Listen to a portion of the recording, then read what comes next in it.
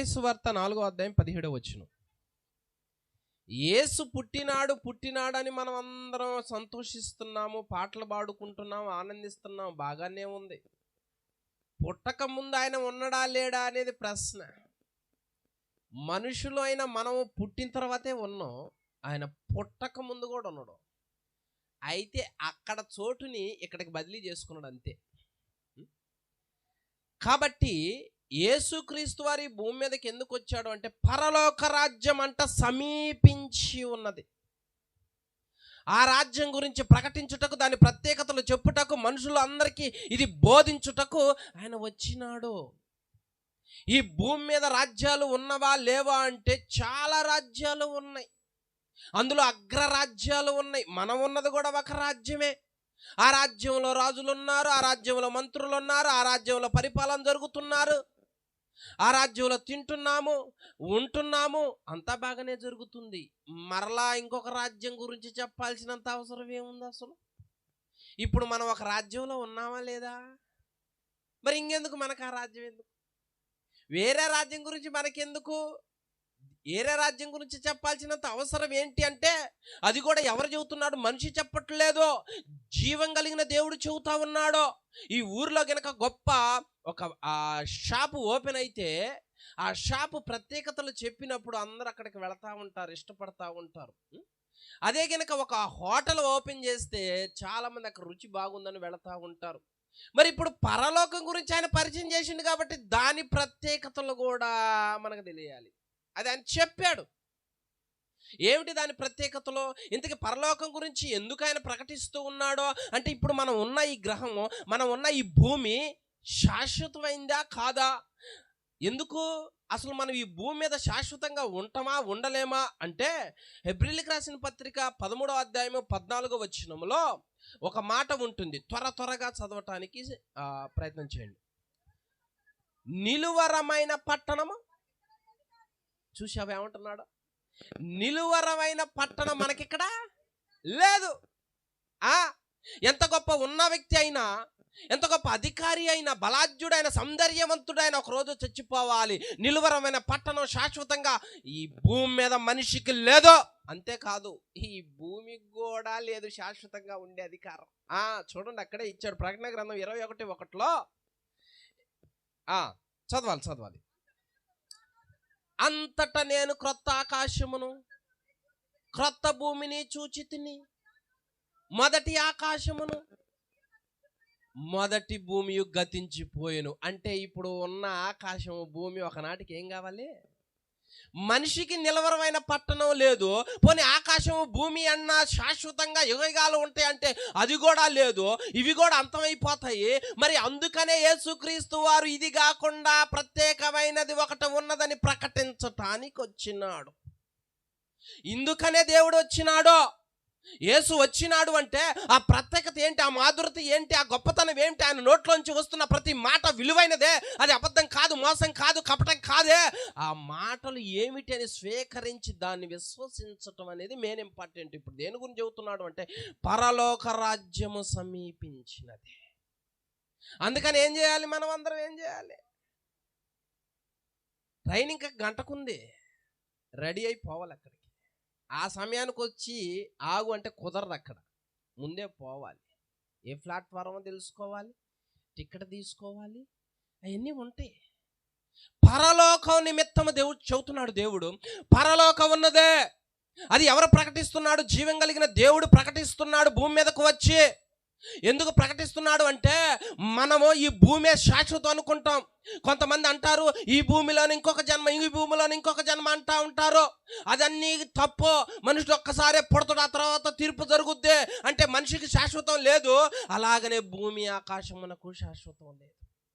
ఇది కూడా అంతమైపోవాలా? మరి దేవుడు సృష్టించిన నరుడు ఈ భూమి మీద అంతమైపోతే ఇంక లేదా, అతనికి లైఫ్ లేదా అంటే లేఖనం అంటా ఉన్నదే ఇంకొక పట్టణం ఉన్నదే, ఇంకొక రాజ్యం ఉన్నదే. ఆ రాజ్యం కాడికి మీరు రావాలి, దానిలోనికి రావాలి. అందుకు మారు మనసు పొందాలంటున్నాడు. ఇప్పుడు దానిలోకి నేను వస్తానయ్యా, నాకేమిస్తావు అనే ప్రశ్న వస్తుంది. దానిలోనికి నేను వస్తా, మరి ఆ రాజ్యం ప్రత్యేకతలు చెప్పు. ఎవరైనా ఓటేయమని వచ్చారనుకో, చెప్పు ఏమిస్తావు చెప్పు. మరి అడగకుండా ఉంటామని. వాళ్ళేం పంచుతున్నారో అడగాలి, వీళ్ళేం పంచుతున్నారో అడగాలి. అప్పుడు మనం ఎటైతే ఆకర్షితులు అవుతామో అటు పోయి ఓటేయాలి. మనిషి అంట ఫలాని దాని గురించి చెబితే, ఫలాని గొప్పదని చెబితే దాని ప్రత్యేకతలు ఏమిటే అని అడుగుతాడు.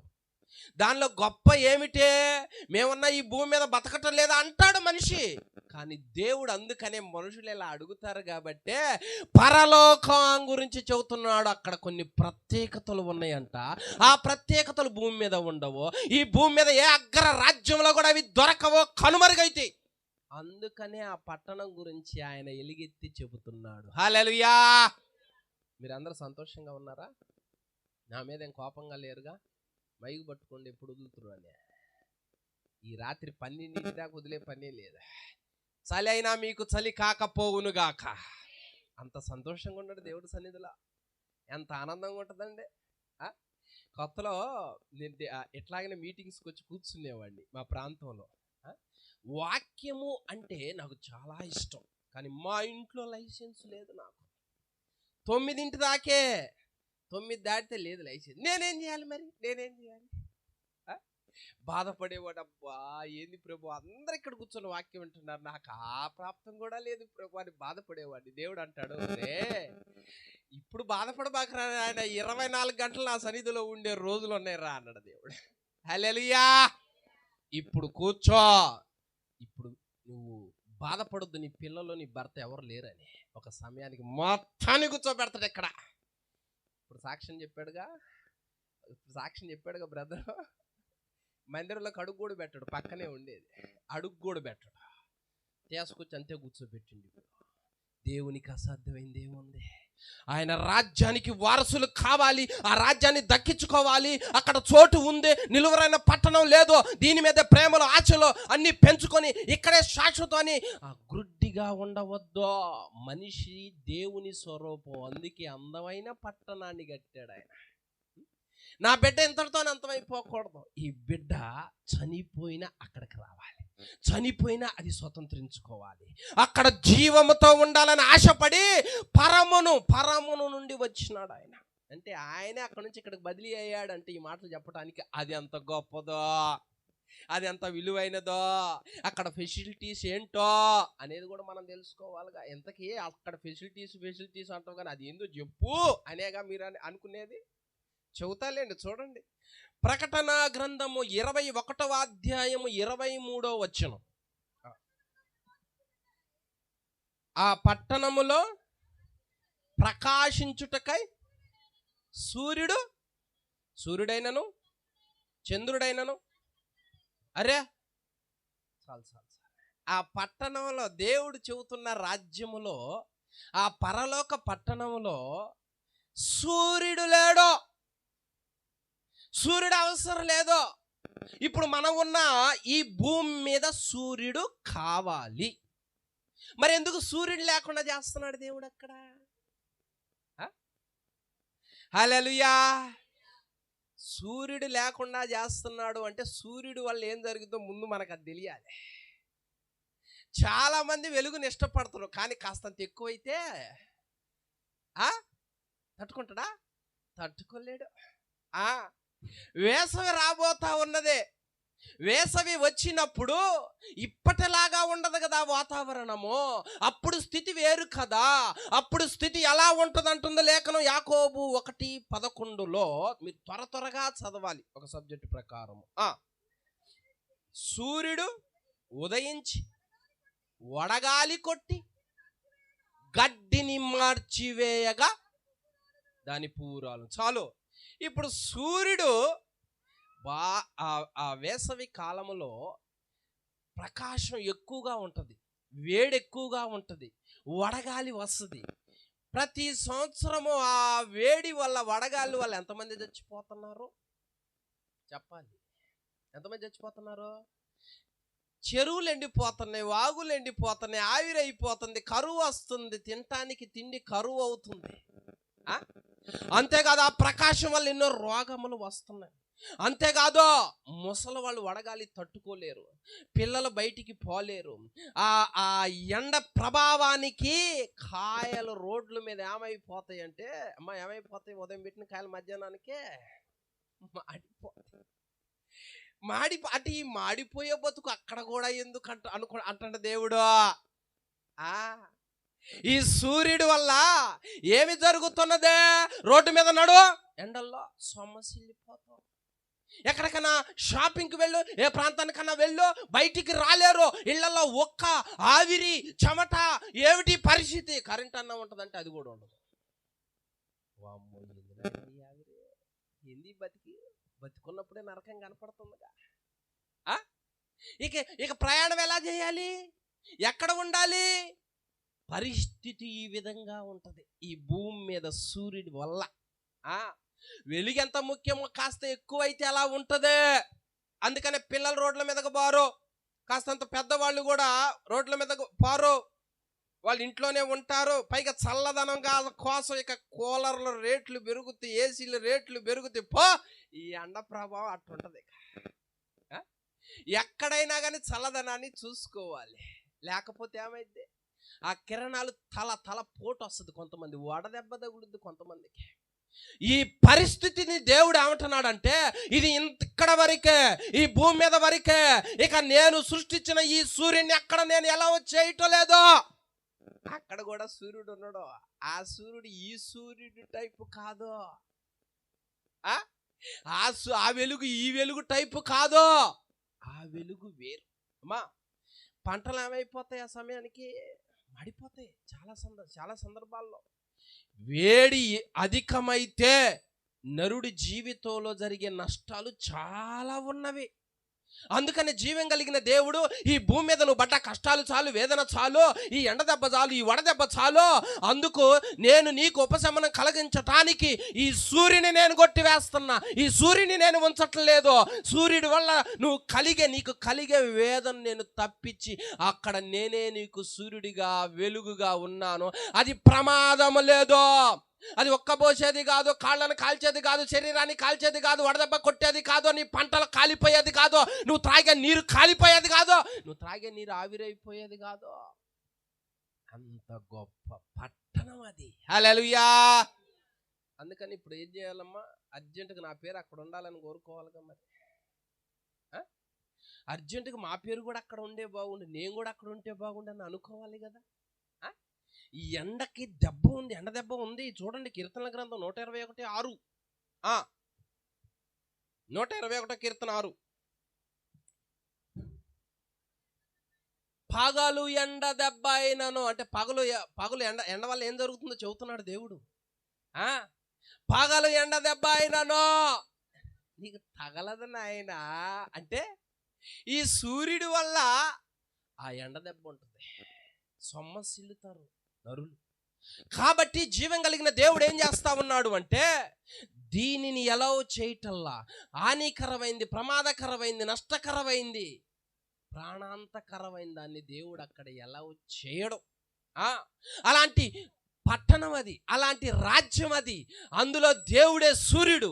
ఆ సూర్యుడి కాంతిలో, వెలుగులో, ఆ ప్రమాదం లేని వెలుగులో మనం ఉండాలని ఆశపడ్డాడు. కాబట్టి ఆయన అక్కడి నుంచి ఈ భూమి మీదకి వచ్చి ఆ పరలోక పట్టణాన్ని పరిచయం చేస్తా ఉన్నాడు. హల్లెలూయా, హల్లెలూయా. కాబట్టి అక్కడికి రావాలని కోరుకుంటున్నాడు. ఎందుకంటే దేవుడికి తెలుసు కదా పరలోకం ఎలా ఉంటుందో, ఆయనే చెప్పాలి కదా. ఈ వాక్యము సత్యము, ఆయన వాక్యమే సత్యము, ఆయన అబద్ధం చెప్పడు, నిజమే చెబుతాడు. మరి దీన్ని సంపాదించుకోవటానికి ఎంతమంది పాకులాడుతున్నారు, ఎంతమంది ఇంట్రెస్ట్ చూపుతున్నారు, ఎంతమంది మారు మనసు పొందుతున్నారు. మారు మనస్సు అంటే ఇదివరకు లైఫ్ కాదో, అది కాదో, అది తీసేసుకోవాలి. మారు మనస్సు అంటే అది దేవుడు ఇస్తాడు, నువ్వు ఆయన నమ్ము. నీకు క్రొత్త మనస్సు రావాలి, ఆయన నమ్మటం ఇష్టపడో. పాతవి మొత్తం ఆయనే తీసేస్తాడు, పాతవన్నీ గతించేటట్టు చేస్తాడు. ఎందుకంటే నరులు దేవుని స్వరూపంలో పుట్టినారు.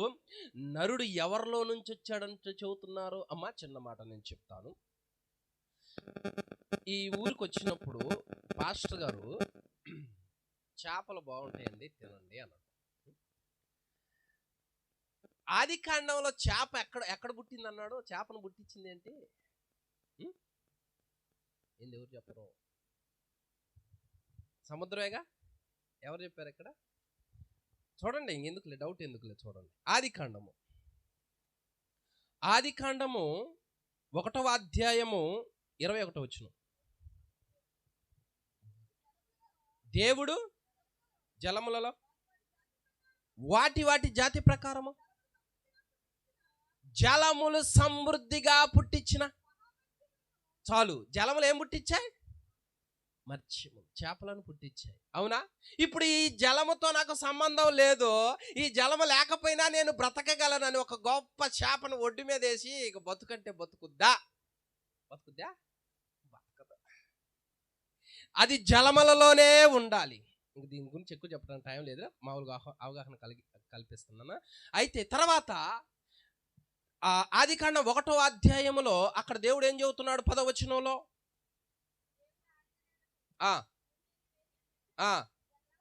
జలరాశికి చూచెను దేవుడు గడ్డిని విత్తనమునిచ్చు చెట్లను భూమి మీద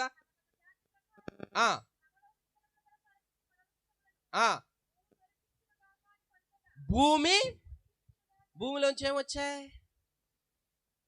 కొన్ని వేల రకాలు. ఈరోజు మనం బ్రతుకుతున్నాం వాటి వల్ల అనుభవిస్తూ. పెద్ద మొద్దు చెట్టు చాలా పెద్దదైంది. నేను పెద్ద అయ్యాను కదా, కొమ్మల లావు కదా, ఇక ఈ భూమితో నాకు సంబంధం లేదు, నేను బ్రతకగలనని బ్రతకగలదా? బ్రతకగలదా? బ్రతకలేదు. మరి అలాగనే నరుడు ఎవరిలో నుంచి వచ్చాడు అంటే ఆయన జిగట మట్టితో నరుణ్ణి రూపురేఖలు ఏర్పరిచి నాసికారంధ్రములో జీవవాయువును ఓదగా. నరుడు ఏమయ్యాడు? మత్స్యములు వచ్చింది నీళ్లలో నుంచి, వృక్షములు వచ్చింది భూమిలో నుంచి. మత్స్యములు నీళ్లతో సంబంధం లేకుండా భూమి మీద బతకలేవు, ఈ వృక్షములు భూమితో సంబంధం లేకుండా విడిగా బ్రతకలేవు. నరుడు మాత్రం దేవుడితో సంబంధం లేకుండా నేను బతుకుతాడనే పెట్టుకున్నాడు. ఎవరిలో నుంచి వచ్చాడు నరుడు? దేవునిలో నుంచి వచ్చాడు. ఈ దేవునిలోంచి వచ్చిన వ్యక్తి దేవుడి సంబంధి కాకుండా దూరమైనాడు గనుక ఆయన నేను లేకపోతే నీకు లేదు నాయన అక్కడ ఆ జీవితం. నాతో నువ్వు ఉండకపోతే, నన్ను విశ్వసించకపోతే, నా మాటలు వినకపోతే, దాన్ని అంగీకరించకపోతే, అది చెయ్యకపోతే నీకు లేదు నాయన ఆ నిత్య జీవము, ఆ పట్టణంలో చోటు. అందుకనే ఆయనే ఇక్కడికి వచ్చినాడు. నేనేనయ్యా మీ తండ్రిని, నా మాటలు వినండి, మిమ్మల్ని అక్కడికి తీసుకొని వెళ్ళటానికి నేను పరిచయం చేస్తుంది ఏంటి అంటే పరలోక పట్టణము. నా మాట విన్న ప్రతి వ్యక్తి సూర్యుడు లేని ఆ రాజ్యములో చోటు దక్కించుకుంటాడు అంటానికి ఆయన ఈ భూమి మీదకి వచ్చినాడు. హల్లెలూయా. ఇది మొదటి పాయింట్, పరలోకంలో ఉన్న ప్రత్యేకత అన్నమాట ఇది. రెండవది చూడండి, ప్రకటన గ్రంథం 21:25. ప్రకటన గ్రంథం 21:25. అక్కడ రాత్రి లేనందున. ఇప్పుడు మనం రాత్రిలో ఉన్నావా పగుల్లో ఉన్నావా? రాత్రిలోనే ఉన్నాం. అక్కడ రాత్రి లేదు, మళ్ళీ రాత్రి లేకుండా చేస్తున్నాడు ఏంటి అంటే రాత్రి వల్ల ఏం ఉపయోగాలు ఉన్నాయి, ఏమి నష్టాలు ఉన్నాయి అవి కూడా మనకు తెలియాలి. అమ్మా, సాయంత్రం అయిందంటే అన్నిటికీ తాళాలు వేయాలి. అవునా కదా? ఎందుకు? వాడు నైటే వస్తాడా? మరి నైటే మరి వచ్చేది. ఎవరైనా చూడు, అరే పొద్దుపోతుంది పశువులు గబాని ఇంటికి తోలు. చీకటి భయం. పొద్దుపోతుంది పనిగానే అంటే చీకట్లో నీ పనులు చేయలేవు, పొద్దుపోతుంది చీకట్లో ప్రయాణము చేయలేవు. ప్రతిదీ రాత్రి చేయలేము, పగులే చేయగలుగుతాము. నైట్ దర్జాగా ఒంటరిగా వెళ్ళలేడు, పగులు వెళ్ళగలుగుతాడు. నైట్ దొంగల భయం, ఇంకా చెప్పాలంటే దెయ్యాల భయం, ఇంకా అమ్మా కుక్కల భయం, చాలా ఉన్నాయి నైట్ చెప్పాలి అంటే. దేవుడు అంటున్నాడు చీకటితో నువ్వు పడ్డ బాధ చాలు నాయనా, ఆ చీకట్లో నువ్వు పడ్డ నీ జీవితంలోకి వచ్చిన పిరికితనం చాలు నాయనా. అక్కడ ఆ చీకటి నేను ఎలా చేయటలేదో, ఆ చీకటికి నేను ఏంటది పర్మిషన్ ఇవ్వట్లేదు, దాన్ని నేను కొట్టేస్తా ఉన్నాను. అక్కడ నిత్యం వెలిగే ఉండాలి, తలుపులు ఏది వేయటానికి వీలు లేదు, అక్కడ రాత్రి అనేది ఉండదు, దాన్ని నేను కొట్టివేస్తా ఉన్నాను. అందరూ వెలుగులోనే ఉండాలి. ఎందుకంటే రాత్రి వల్ల ఈ భూమి మీద జరిగే ఎన్నో నష్టాలు ఉన్నాయి. రాత్రి అయ్యేసరికి కొట్లాట్లు, గొడవలు, రాత్రి అయ్యేసరికి హత్యలు, రాత్రికి రాత్రి ఎన్నో జరుగుతాయి. ఏమిటి పరిస్థితి? పగులైతే అందరూ కనపడతారు, నైట్ అయితే అందరూ ఎవరిళ్లలోకి వాళ్ళు వెళ్ళిపోతారు కాబట్టి అక్కడ జరుగుతాయి కార్యాలు. అందుకని దేవుడు అంటా ఉన్నాడు, చీకటి ఎలాంటిది అమ్మా. చూడండి, యోబు గ్రంథం 12:25లో నరులు అంట, ప్రజలంట చీకటిలో ఏం చేస్తారు? వారు వెలుగు లేక చీకటిలో తడబడుచుందురో. మనుషులంట వెలుగు లేకపోతే చీకటిలో తడబాటు వస్తుందంట.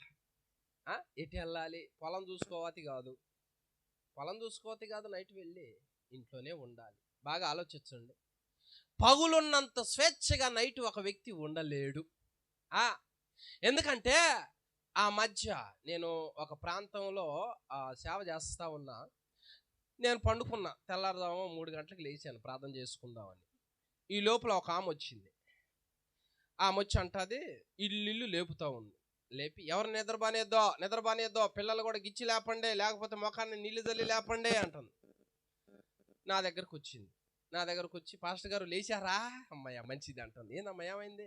ఇప్పుడే కోదాడ నుంచి ఫోన్ వచ్చింది. ఏమని? పండుకున్నోళ్ళు పండుకున్నట్టే చచ్చిపోతున్నారు, కాబట్టి లెగవాలని లేపుతున్నా పాస్టర్ గారు అంట. చెప్పు, పండుకున్నోళ్ళు పండుకున్నట్టే పోతున్నారు. ఊరు మొత్తాన్ని లేపింది. నా మీద ప్రేమతో నన్ను లేపటానికి వచ్చింది. ఎప్పుడు భయం కలుగుద్ది? పగుల భయం ఉండదు, నైట్ ఇలాంటివన్నీ వస్తా ఉంటాయి నరుల మీదకే. అందుకే దేవుడు అంటా ఉన్నాడు, ఇవన్నీ కాదు, ఈ చీకటనే నేను లేకుండా చేస్తా ఉన్నాను. ఈ చీకటిలో నరుడు 24 గంటలు 12 గంటల ఓపికతో ఆరోగ్యంతో ఉండి పని చేయగలడు. రాత్రి కష్టపడలేడు, ఎందుకంటే కళ్ళు ఎర్రబడితే అనారోగ్యానికి గురవుతాడు. ఆ రాత్రి ఆ వ్యక్తి ప్రయాణం చేయలేడు.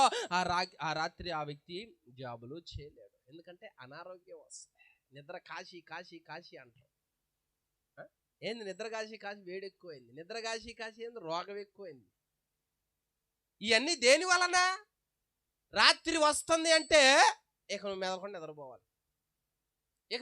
నిద్రపోవాలి, అంతే. అయ్యో విలువైన వ్యాపారం చేసుకుందామా? లేదో. అయ్యో పొలం ఏమన్నా విత్తనం నాటుదామా? అంతటితో ఆపాలి, నువ్వు పొద్దుపోతుంది కాబట్టి. అంటే దీన్ని బట్టి రాత్రిని దేవుడు ఎందుకు ఎలా చేయటం లేదు అంటే, ఇక్కడ పడ్డ కష్టాలు చాలు, ఇక్కడ పడ్డ వేదన చాలు. అసలు చీకటే లేని రాజ్యాన్ని ఎక్కడైనా చూడగలమా? ఈ భూమి మీద ఉన్న రాజ్యాలలో ఎక్కడైనా చూడగలమా? ఎక్కడా చూడలేము. అమెరికా బాగుందని అక్కడికి పోయినా అక్కడ చీకటి కనపడుతుంది. ఈ భూమి మీద నువ్వు ఎక్కడికి పోయినా చీకటే కనపడుతుంది.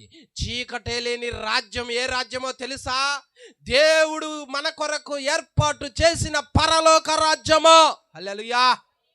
ఆ రాజ్యానికి రావటానికి దేవుడు ఆశపడి నరులు ఒట్టిగా చేయితే వినరు కాబట్టి అక్కడున్న ఫెసిలిటీస్ చెబుతున్నాడు దేవుడు.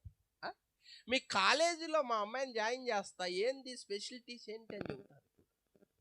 మీ స్కూల్లో మా పిల్లల్ని జాయిన్ చేస్తా కానీ అక్కడున్న ఫెసిలిటీస్ ఏంటని అడుగుతారు. ఏముందమ్మా ఒట్టి చదివే చెబుతా అంటే వద్దులే మా పిల్లలు వద్దంట. ఏదో ఒకటి చెప్పాలి మనిషికి ఆకర్షణ. మనిషి ఎలాంటి వాడు అంటే ఆకర్షణకి లోనయ్యేవాడు. దేవుడు అబద్ధం చెప్పడు. చీకటే లేని రాజ్యంలో నువ్వు, నీ పిల్లలు, నీ కుటుంబీకులు ఉండాలని నువ్వు ఆశపడితే ఆయన నమ్మి మారుమనసు పొందటానికి సిద్ధపడు. పాతవన్నీ తొలగించుకోవటానికి ఇష్టపడు. వ్యర్థమైన వాళ్ళ మాటలు ఎన్నో చెబుతారో, అది బాగుంది ఇది బాగుందని అటు ఇటు నువ్వు వెళ్తున్నావు, కానీ దేవుడు ఏమి చెబుతున్నాడో నువ్వు వింటున్నావా? ఏసు ఎందుకు వచ్చినాడో నువ్వు ఆలకిస్తున్నావా? కేక్ కోసుకొని తిన్నందువల్ల నోరు తీపి ఉంటుంది కానీ మారు మనసు రాదు. ఏం కావాలి? అది సమీపించి ఉన్నదే. మొదట సూర్యుడు ఉండడు, 2 చీకటి అనేది కొట్టివేస్తూ ఉన్నాను. ఇక నువ్వు తడవలాడటం, భయపడటం ఏమీ ఉండదు. ఆ రాజ్యం అంత గొప్పదే అని చెప్పడానికి భూమి మీద వచ్చాడు. ఇప్పుడు మనకేం కావాలని కోరుకోవాలి? ఏం కావాలమ్మా? పరలోక రాజ్యం. ఆ కుర్చీలో కూర్చున్న వాళ్ళు అసలు ఏం మాట్లాడలే, మెదలకుండా ఉన్నారు. ఇప్పుడు నేను మైక్ వదిలిపెట్టి ఆమె అనాలనే, లేకపోతే ఏంది? చలి పడుతుందా? హల్లెలూయా. ఈ నెల మొత్తం అమ్మ ఇప్పుడంటే టెంట్ కింద ఉన్నా, ప్రతిరోజు ఖాళీ లేవు. రోజు 10 గంటల దాకా మెసేజ్లే, 10-10:30 దాకా చలిలో ఉన్నా. జీవం కలిగిన దేవుడి మాటలు వింటున్నావు గనక ఒక్క మాటన నీ హృదయాన్ని దేవుడు కదిలిస్తే నీ జీవితంలో గొప్ప మార్పు కలుగుద్ది. హల్లెలూయా. సంతోషంగా ఉండండి, ఆనందంగా ఉండండి. ఒకసారి అందరూ స్తోత్రం చెప్పండి అమ్మా. హల్లెలూయా. కాబట్టి జీవం కలిగిన దేవుడు ఆ రాజ్యం గొప్పతనం చెబుతున్నాడు. నరులకే సమీపించింది, ఆసన్నమైనదే. ఆ ఆసన్నమైన రాజ్యాన్ని నువ్వు దక్కించుకోవాలి. నీకోసం ఏర్పాటు చేసినాను, నేనే వచ్చి బోధిస్తున్నాను, నేనే వచ్చి ప్రకటిస్తున్నాను, నేనే చెబుతున్నాను. ఇంకెవరన్నా చెబితే అది అబద్ధం కింద అనుకోవచ్చు, ఇంకెవరన్నా చెబితే అది మోసం కింద అనుకోవచ్చు. ఆయనే వచ్చాడనే కదా పాటలు పాడుతున్నాం సంతోషంగా.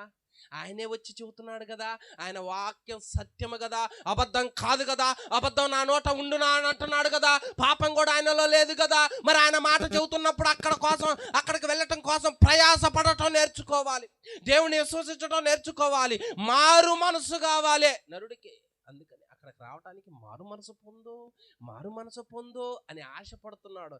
జీవం కలిగిన దేవుడు మనిషిని బతిలాడుతాడు. జీవం అంటే నరుడు అంటే అంత ప్రేమ. నువ్వు ఇప్పుడు తాగుతున్నావు, తిరుగుతున్నావు, లేకపోతే పిల్లలు రావట్లేదు, భర్త ఇది అని బాధపడద్దు. అందరినీ ప్రేమించాడు గనకనే ఈ భూమి మీదకి వచ్చి అందరికి చెబుతుంది ఈ మాటలు. ఒక క్రైస్తవులకే ఈ మాటలు చెబితే వర్షం అందరి మీద గురిపీయడుగా, ఎండ కూడా అందరి మీదకి రప్పించడుగా. అవునా? ఆయన పాపాత్మను కూడా ప్రేమిస్తున్నాడనే లేఖనం చెబుతా ఉన్నది. వాళ్ళు ఇప్పుడు రావట్లా, ఏమో తర్వాత మీకన్నా దేవుడు గొప్ప కొడుకోవచ్చు, మీకన్నా గొప్ప స్థానంలో వాళ్ళని ఉంచొచ్చు. జీవం కలిగిన దేవుడు అందరితో చెబుతున్నాడు ఈ మాట. చీకటే లేని రాజ్యము ఎంత గొప్పది, ఎంత అద్భుతమైనది. అక్కడ రాత్రి దేవుడు ఎలా చేయట్లేదు. నీ దుఃఖ దినాలు, వేదన దినాలు, నువ్వు భయపడ్డ దినాలు చాలు. ఈ భూమి మీద ఉన్నన్ని రోజులైనా మారు మనసు పొంది జాగ్రత్తగా ఉంటే కన్ను ఎప్పుడు మోస్తామో మనకు తెలియదు కదా. కన్ను ఎప్పుడు మోస్తామో మనకు తెలియదు కదా. కన్ను మూయగానే దేవుని రాజ్యం, పరదైసు, దేవుని సన్నిధిలో మనం ఉండాలని ఆశపడాలి. ఈ భూమి మీద దాని కొరకే పిల్లలకైనా ఇంట్లో వాళ్ళైనా ఆశలు పెంచుకుని దానికే బందీలై దేవుడు ఏం చెబుతున్నాడో లక్ష్య పెట్టకుండా మాత్రం ఉండొద్దు. అది జాగ్రత్త తీసుకోవాలి తల్లిదండ్రులు. ఎందుకంటే ఈ కాలంలో ఎదుగుతున్న పిల్లలకే, యవనస్తులకే దేవుడు మాటలు తప్ప మొత్తం అబ్బుతుంది. ఇక పిల్లలైతే సెల్ ఫోన్లో మూతి పెట్టడం, వాడు తీసేస్తే ఇక వాడు 3 అడుగులు లేడు, కింద పడి గిలగిలగిలగిల తనకలాడతాడు. ఆ తల్లిదండ్రులు ఆ బాధ చూసి ఓ మొద్దులే ఈ తనకలాటం ఎందుకులే కానీ తీసుకోవాలంటే అప్పుడు ఏడుపు మంత్రుడు. అదే పిల్లల చేత చక్కగా పాటలు పాడేయటం, వాక్యం నేర్పేయటం ఎంత బాగుంటుందో ఒకసారి ఆలోచించండి. ఎందుకు దైవజనులు ఈ ప్రాంతంలో ఈ ప్రయాసపడతా ఉన్నాడో, దైవజనులను దేవుడు ఎందుకు ఈ ప్రాంతానికి పంపించినాడో, ఒక కుటుంబమే రక్షించబడితే కుదరదు, అందరు అక్కడికి వెళ్ళాలి అన్న క్షేమం కోసం ఈ ప్రాంతానికి నడిపించి ఈ మాటలు చెప్పిస్తున్నాడు దేవుడు. హల్లెలూయా. లేకపోతే ఆ రోజుల్లో ఈ మాట నాకు చెప్పకపోతే మేమే పాటోళ్ళని చెప్పు, నాది కూడా భయంకరమైన సాక్ష్యం. జీవం కలిగిన దేవుడు ఎవరిని వదిలిపెట్టడు. సరే, ఇప్పటికీ ఏమీ లేదని చెప్పా. మొదట సూర్యుడు, 2 రాత్రి లేదు. ఇక ఈ మనసులో గడగడగడ వనకటాలు లేవు. ఏందయ్యా పాస్టర్ గారు ఎప్పుడు ముగిస్తాం అంటాం లేదు. మంచు చలి అంటాం లేదు. కోట్లు బాధ లేదు, చలి కోట్లు బాధ లేదమ్మా. హీటర్ బాధ లేదమ్మా. అంతా అక్కడ మంచుకి ఎలా ఇవ్వటలేదు దేవుడు, పైగా రాత్రికి ఎలా ఇవ్వటం లేదు దేవుడు. అంత గొప్ప రాజ్యంలోనికి నేను వెళ్ళాలని ఆశపడ్డ ప్రాణాన్ని దేవుడు తృప్తిపరుస్తాడు. హల్లెలూయా. చూడండి తర్వాత మూడవదిగా ప్రకటన గ్రంథం 22వ అధ్యాయం 2వ వచనం. ఆ పట్టణపు రాచవీధి మధ్యను ప్రవహించుట, ఆ నది యొక్క ఆవలను జీవవృక్షం ఉండెను. అది నెలకు ఫలించుచు 12 కాపులు కాయును. ఆ వృక్షము యొక్క ఆకులు జనములను స్వస్థపరచుటకై వినియోగించును. హల్లెలూయా. అంటే మూడోదిగా దేవుడు ఏమంటున్నాడంటే పరలోక రాజ్యములో రోగాలకి హలో లేదు. ఇప్పుడు చెప్పండి, రోగం లేని వ్యక్తి ఎవరు భూమి మీద? భూమి మీద ఎంత మనం అంటాం, అబ్బో ఎంత డబ్బున్న వాళ్ళు, ఎంత సెలబ్రిటీలో, ఎంత గొప్పోళ్ళు, ఎంత లగ్జరీ లైఫ్, ఇల్లు చూడు, అది మనం అంటాం. రోగం లేదు కదని చెప్పగలమా? పోనీ డబ్బున్న దేశాల్లో ఏ రోగం లేదని చెప్పగలమా? భూమి మీద నరుడు ఇక చూసుకో ఎన్ని రోగాలు ఉంటాయో ఒక్కొక్కరు చెప్పాలి. పాస్టర్ గారు ఏందమ్మా ఏంది ఇక చెప్పండి నా గురించి, ఇంక చెప్పుద్ది రోగం చెప్పుద్ది. నన్నెత్తి నుంచి అరికాల వరకు ఉన్న రోగాలు లిస్టు రాసుకోవాలి. ఏ రోగం లేదు కొంతమంది అన్నారు అనుకో, అదంతా ఒట్టిదే. రోగం లేని లేరు. శరీరంలో బీపీ అన్నా ఉంటుంది నీకు ఖచ్చితంగా. ఆ బీపీతో గోళ్ళన్నా బగల కొడతావు, పళ్ళన్నా కొరుకుతూ ఏదో ఒకటి చేస్తావు. ఈ భూమి మీద ఆ రోగాలతో బాధపడుతున్నాడు నరుడు. ఆ రోగాలు తెచ్చుకుని హాస్పిటల్ చుట్టూ తిరిగి మందులు వాడి ఇండస్ట్రీలో పొడిపించుకొని నోరు షేదైపోయి అన్నం తినలేక, ఏంది ప్రభువా నాకు ఈ బాధ, ఏంది నాకు ఈ కర్మ. కాస్త ముసలోళ్ళు ఇక మంచాన పడతాడు, ఇక చూసుకో. ఆ రోగం వచ్చిన వాళ్ళు హాస్పిటల్కి తీసుకెళ్ళాక పిల్లలు బాధపడతా ఉండే. ఎంతకాలం ఈ హాస్పిటల్ చుట్టూ తిరిగేదని ఎవరికన్నా ఇష్టం ఉంటుంది ఆ రోగం? భూమి మీద ఏ నరుడైనా నాకు ఈ రోగం ఇష్టం అని అనగలడా? వద్దయ్యా, అసలు ఆ రోగమే వద్దయ్యా, అది అసలు నా కుటుంబానికి నా పిల్లలకి అంటనే వద్దయ్యా అని అంటారు. ఎందుకంటే అలా అన్నా కుదరదు. భూమి మీద సుఖ దుఃఖాలని దేవుడు కలిపి పుట్టించాడు. అచ్చం సుఖం ఉంటే మాటనంగా కాస్తంత దుఃఖం కూడా ఉండాలి కదా. అంత దుఃఖం ఉంటేనే దేవుడు మాట వింటలా. ఇంక అర్థం సుఖం అనుకో, నేనే దేవుణ్ణి, నమస్కారం చెయ్యి, నేనే దేవుణ్ణి అంటాం మరి. కాబట్టి జీవం కలిగిన దేవుడు ఏమంటా ఉన్నాడు అంటే, ఈ భూమి మీద ఎన్నో రోగాలు ఉన్నాయి, లెక్కలేనన్ని రోగాలు ఉన్నాయి. ఆ రోగాలతో రోడ్ల మీద పడిపోయి చనిపోయినారు. అలా నాడు కరోనాలో ఎవరు ఇష్టపడతారు?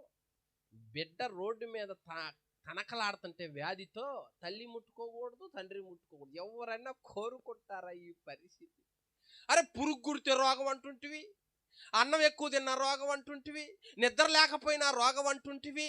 ఇదిగో నరుని జీవితంలో ఏది ఎక్కువైన రోగం, ఏది తక్కువైన రోగం. అసలు ఇప్పుడు వస్తున్న వార్తలు ఏమిటి అంటే, ఏది తిన్న రోగం అంటుంది. ఒక ఆయన ఏమో రోగం కాదంటాడు, ఇంకొక ఆయన రోగం అంటాడు.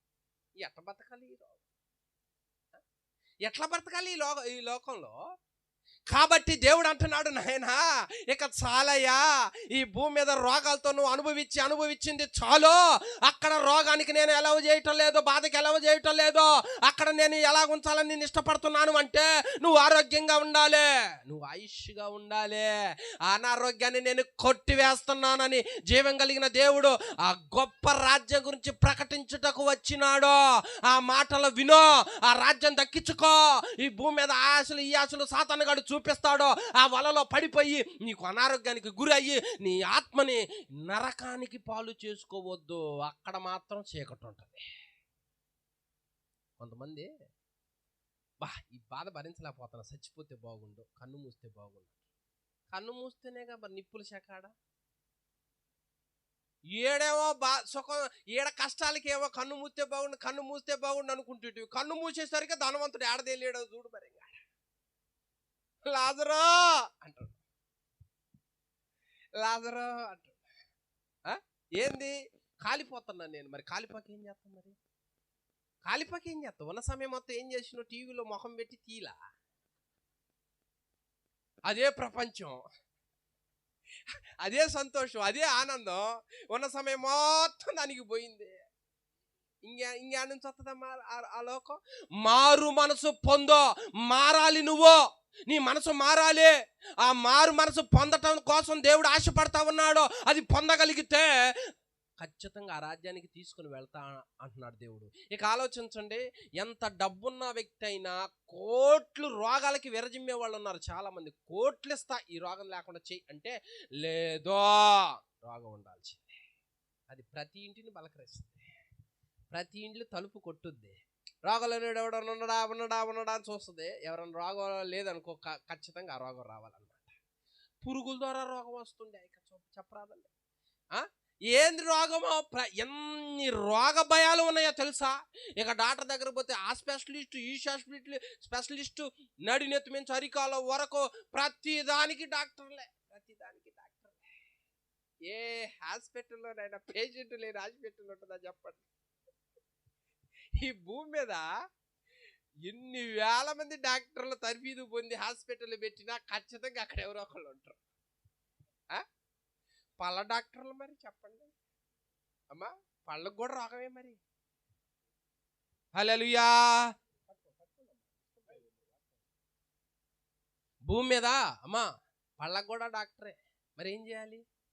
ఇన్ని రోగాలు భరించాలన్నమాట నరుడు. దేవుడు అంటున్నాడు, ఇక చాలు బిడ్డ, నేను అక్కడ నీకు ఈ ఆరోగ్యాన్ని ఎలా చెయ్యనీయనో, అది అంత ఉన్నతమైనది, అంత ఆరోగ్యకరమైనది, అంత అందమైనది, అంత గొప్పదే.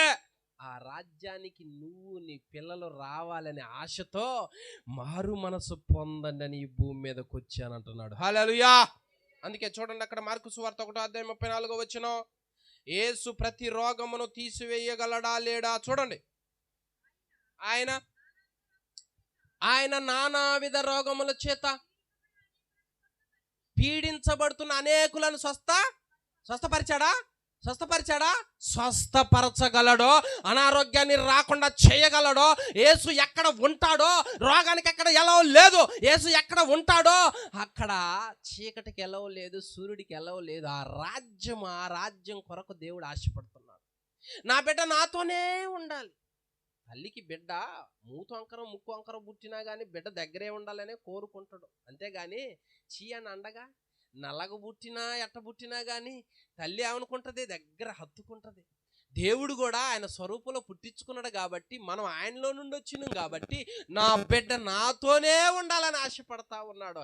అలా ఉండటానికి ఆ పరమును ఆయన విడిచిపెట్టి భూమి మీదకి వచ్చినాడు. కాసేపు ఇల్లు వదిలిపెట్టి మందిరంలోనన్నా కూర్చోకపోతే ఎట్లా చెప్పండి? దేవుని సన్నిధికి రాకపోతే ఎట్లా చెప్పండి? టైం లేదు. దేనికి టైం లేదు? మందిరానికి రావడానికి టైం లేదు, వాక్యం వినడానికి టైం లేదు, మారుమనసు పొందడానికి టైం లేదు. అంటే మరి ఆ రాజ్యం అంటే అది కూడా కావాలి, మరి ఈ రాజ్యం కాబట్టి ఇది కూడా కావాలి. రెండు కావాలంటే అట్ట కుదురుతుంది చెప్పండి? యేసు పరిశుద్ధుడు కాబట్టి ఆ పట్టణంలో అంత ఫెసిలిటీస్ పెట్టినాడు ఆయన. ఎందుకంటే ఈ భూమి మీద మనం అనుభవించిన రోగాలు ఆయనకి బాగా తెలుసు. ఈ భూమి మీద మనం అనుభవించిన వేదన ఆయనకు బాగా తెలుసు. ఎందుకో తెలుసా? ఆయన కూడా వ్యాధిని భరించినాడు, ఆయన కూడా రోగాన్ని భరించినాడు. శరీరధారిగా ఉన్న దినములలో ఆయన సుఖాన్ని అనుభవించలేదు. మనకన్నా ఇళ్ళున్నాయి, ఆయనకి ఏమీ లేవు. ఎప్పుడు ప్రయాణాలు, ప్రార్థనలు, నిందలు, అవమానాలు, రోగంతో భరించినాడు. మనమే కాదు, ఆయన కూడా అనుభవించినాడు. ఇంత అనుభవించిన తర్వాత ఒక వ్యక్తి మరలా అనారోగ్యం రావాలని కోరుకుంటాడా? ఎవరు కోరుకోరు. ఇప్పుడు జ్వరం తగ్గిందనుకో మళ్ళీ అనారోగ్యం రావాలని కోరుకుంటాడు ఏ వ్యక్తి అయినా? అస్సలు రాకూడదు. ఈ అనారోగ్యాలతో పనులు ఆపాలా, చదువులు ఆపాలా, ఏదైనా కానీ మొలబడాలా. అది కోరుకోకూడదు. అది నా బిడ్డలకు వద్దనే ఆయన నానావిధ రోగములను స్వస్థపరచగలడో, వాటిని రాకుండా ఆపు చేయగలడో, తన స్వరూపంలో పుట్టిన కుమారులను తన రాజ్యంలో ఉంచగలడు. ఆ శక్తి ఆయనకి తప్ప మరి ఎవరికి లేనప్పుడు పిల్లలను కూర్చోపెట్టి బైబిల్ చదివేలా వద్దా? మరేరి మీ పిల్లలు ఎవరికి దక్కని ఆ అద్భుతమైన రాజ్యం మారు మనసు పొందిన వాళ్ళకి దక్కుద్దంట. నీ జీవితాన్ని లోక ఆశల మీద పెట్టుకోవద్దు దయచేసి. తంగడైన ప్రాంతంలో సువార్త కూటం పెట్టిస్తా ఉంటే టైం అయిపోతా ఉన్నది, వాక్యం సమయం ఆసన్నమైంది. ఇంక ఇళ్లలోంచి జనం రావటంలా. ఏంది రావటం లేదని పాస్టర్ గారు పోయిండమ్మా. పాస్టర్ గారు పోయాడు ఇక పిలవటానికి. అమ్మా వాక్య సమయం అయింది, రాణి తల్లి అని వాకి ఇంటికి పోయి అంతే నిలబడ్డాడు. వాకిట్లో నిలబడి ఏందమ్మా రావట్లేదు అంటున్నాడు. అవంటా ఉన్నది వాకిట్లో గడప దగ్గర అటో కాలు ఇటో కాలు వేసి నిలబడ్డది బైబిల్ తీసుకొని. ఇంట్లో అటే చూస్తుంది. పాస్టర్ గారు పిలిచాడు, ఇటు తిరిగి చూసింది. ఏది పాస్టర్ గారు? ఏందమ్మా వాక్యం అవుతారా అంటే అయిపోయింది వస్తాను అయిపోయింది, చివరికి వచ్చింది అంటుంది. ఏమైపోయిందమ్మా? క్లైమాక్స్. అందుకనే గడపలో అటో కాలు ఇటో కాలు వేస్తే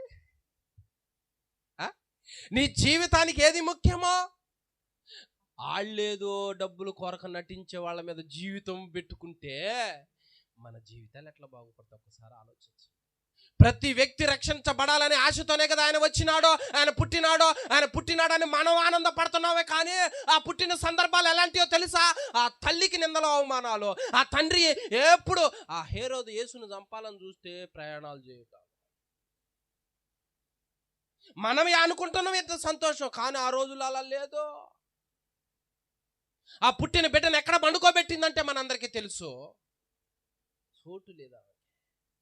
కానీ మనం ఇంత ఆనందం, మనల్ని ఎక్కడికి దేశపోవటానికి ఆయన అంత కష్టం పడ్డాడు. మరి ఇంత కష్టపడి ఇంత శ్రమ పుచ్చుకొని ఆయన భూమి మీదకి వచ్చి పరలోక రాజ్యం గురించి ప్రకటిస్తూ అక్కడున్న గొప్పల గురించి చెబుతూ ఉన్నప్పుడు అక్కడికి వెళ్ళటానికి ఇంట్రెస్ట్ చూపో. వ్యర్థమైన వదిలిపెట్టుకో ఇకనైనా నీ జీవితాన్ని. వాటికి అంకితం కావద్దు. ఎంతమంది తాగి ఆ తాగుల్లోనే చచ్చిపోయారు, ఎంతమంది కొట్లాట్లో చచ్చిపోయారు, ఎంతమంది తమ జీవితాలను ఇతరులకు అర్పించుకొని అట్లా పోయి ఉన్నారు. అలా పోవటానికి ఆ దేవుడు సృష్టించుకుందే, అలా పోవటానికి ఆ దేవుడు తన స్వరూపంలో చేసుకుందే. నువ్వు దేవుళ్ళలోంచి వచ్చావు, ఇతరుల మీద కాదు నువ్వు ఆధారపడాల్సిందే, ఆయన రాజ్యం దక్కించుకోవటానికి ఆధారపడ. హల్లెలూయా. చూడండి 4వదిగా ప్రకటన గ్రంథం 21:4.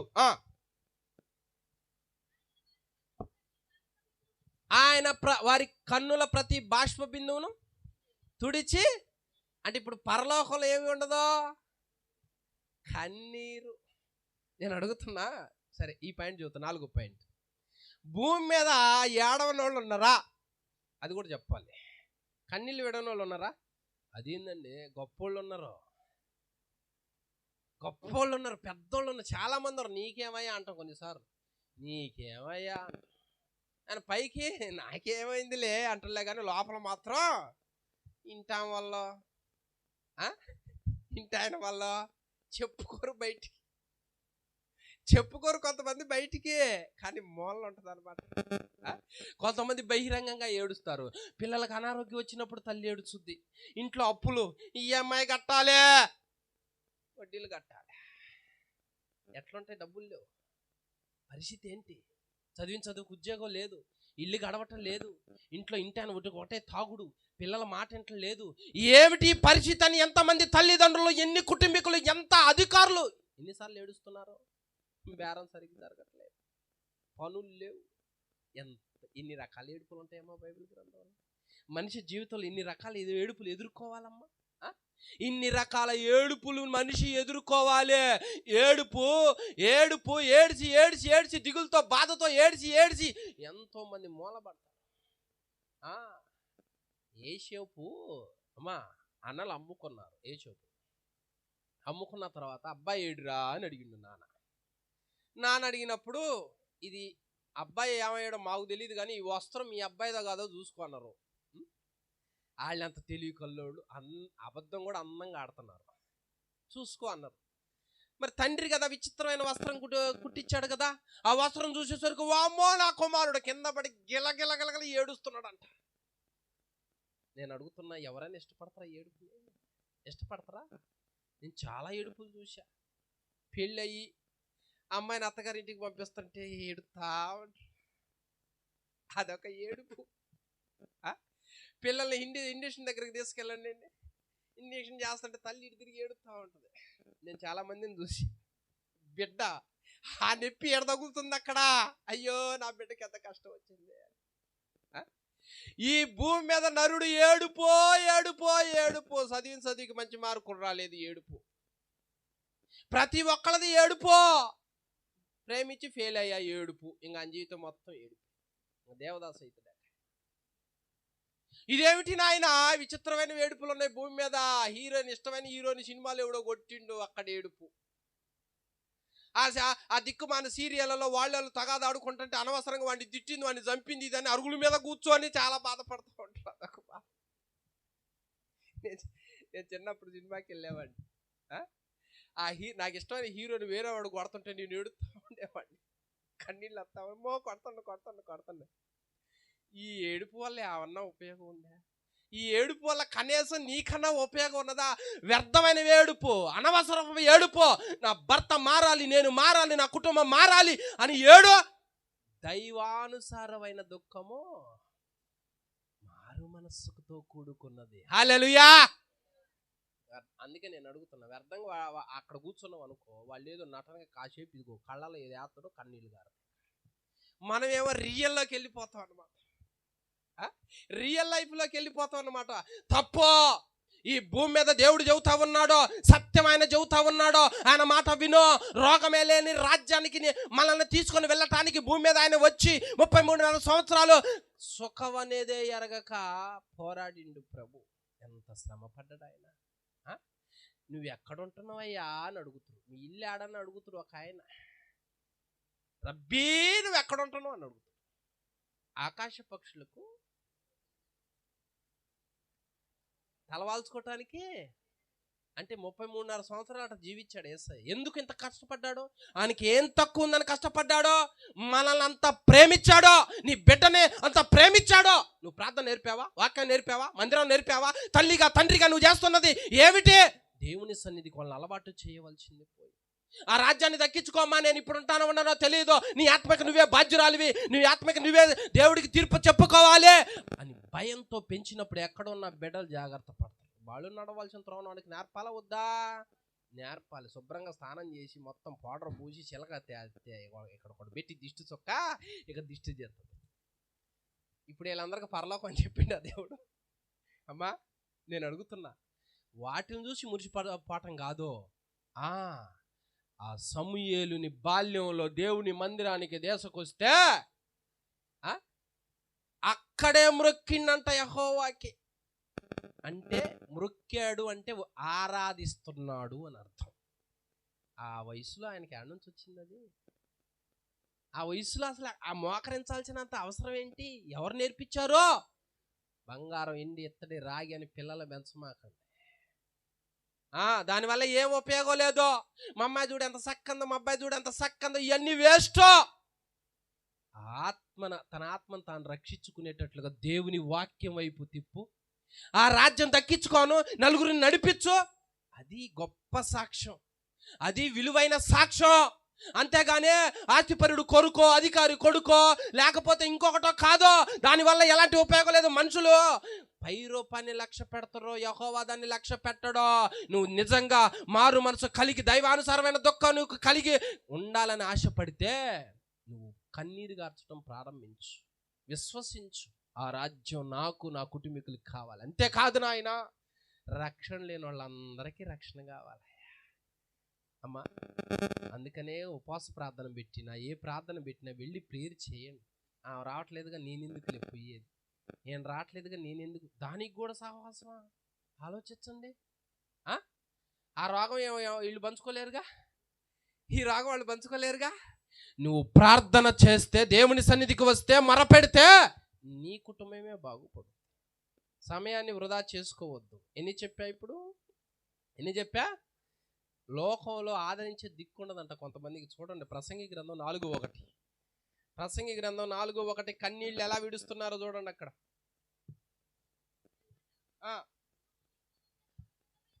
పిమ్మట సూర్యుని కింద జరుగు వివిధమైన అన్యాయ క్రియలను గురించి నేను యోచించితిని.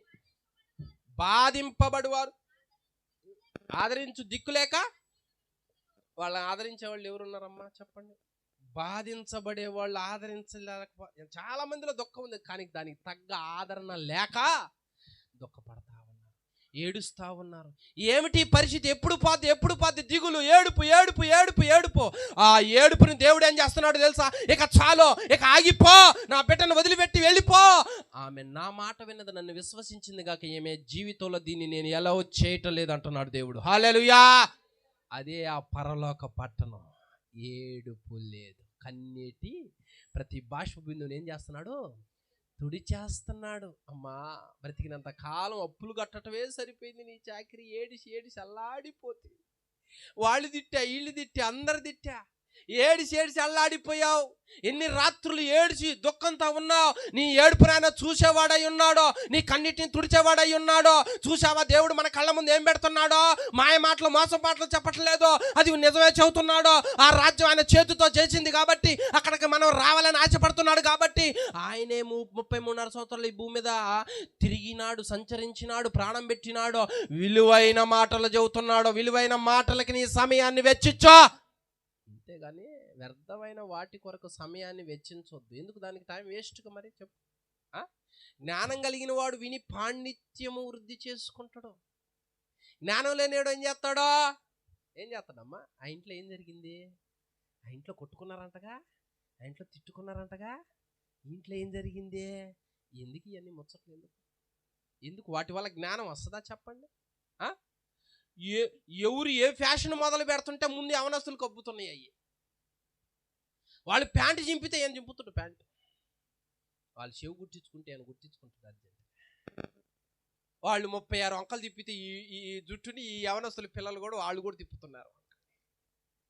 బతుకు మారాలని దేవుడు చెప్పాడు. జీవితం మారాలని దేవుడు చెబుతున్నాడు. నీ వస్త్రాలలో, నీ అలంకరణలో చూపించేది కాదు భక్తి, నీ క్రియలలో, ప్రవర్తనలో చూపించేది భక్తి. అది దేవుడు చెప్పేది. అదే కదా దేవుడు చెప్పేది. అందుకే కన్నీరు కన్నీరు కన్నీరు కన్నీరు. ఈ భూమి మీద కన్నీళ్ళు విడవని వాళ్ళు లేరు. ఎంతో మందిని దుఃఖం వేధిస్తా ఉన్నది, కన్నీరు వేధిస్తా ఉన్నది. కనుక నా బిడ్డలకి ఈ ప్రమాదకరమైంది, ఈ వేదనకరమైంది నేను ఎలా చేయటం లేదో అని దేవుడు అంటున్నాడు. ఆ ఏడుపు లేని, కన్నీరు లేని రాజ్యానికి తీసుకొని పోవటానికి అక్కడ ఈ యొక్క అద్భుతమైన స్థితి ఉన్నది. నమ్మి మారు మనసు పొందనని చెప్పటానికి వచ్చింది ఈ భూమి మీదకి. హల్లెలూయా. ఎన్ని చెప్పా?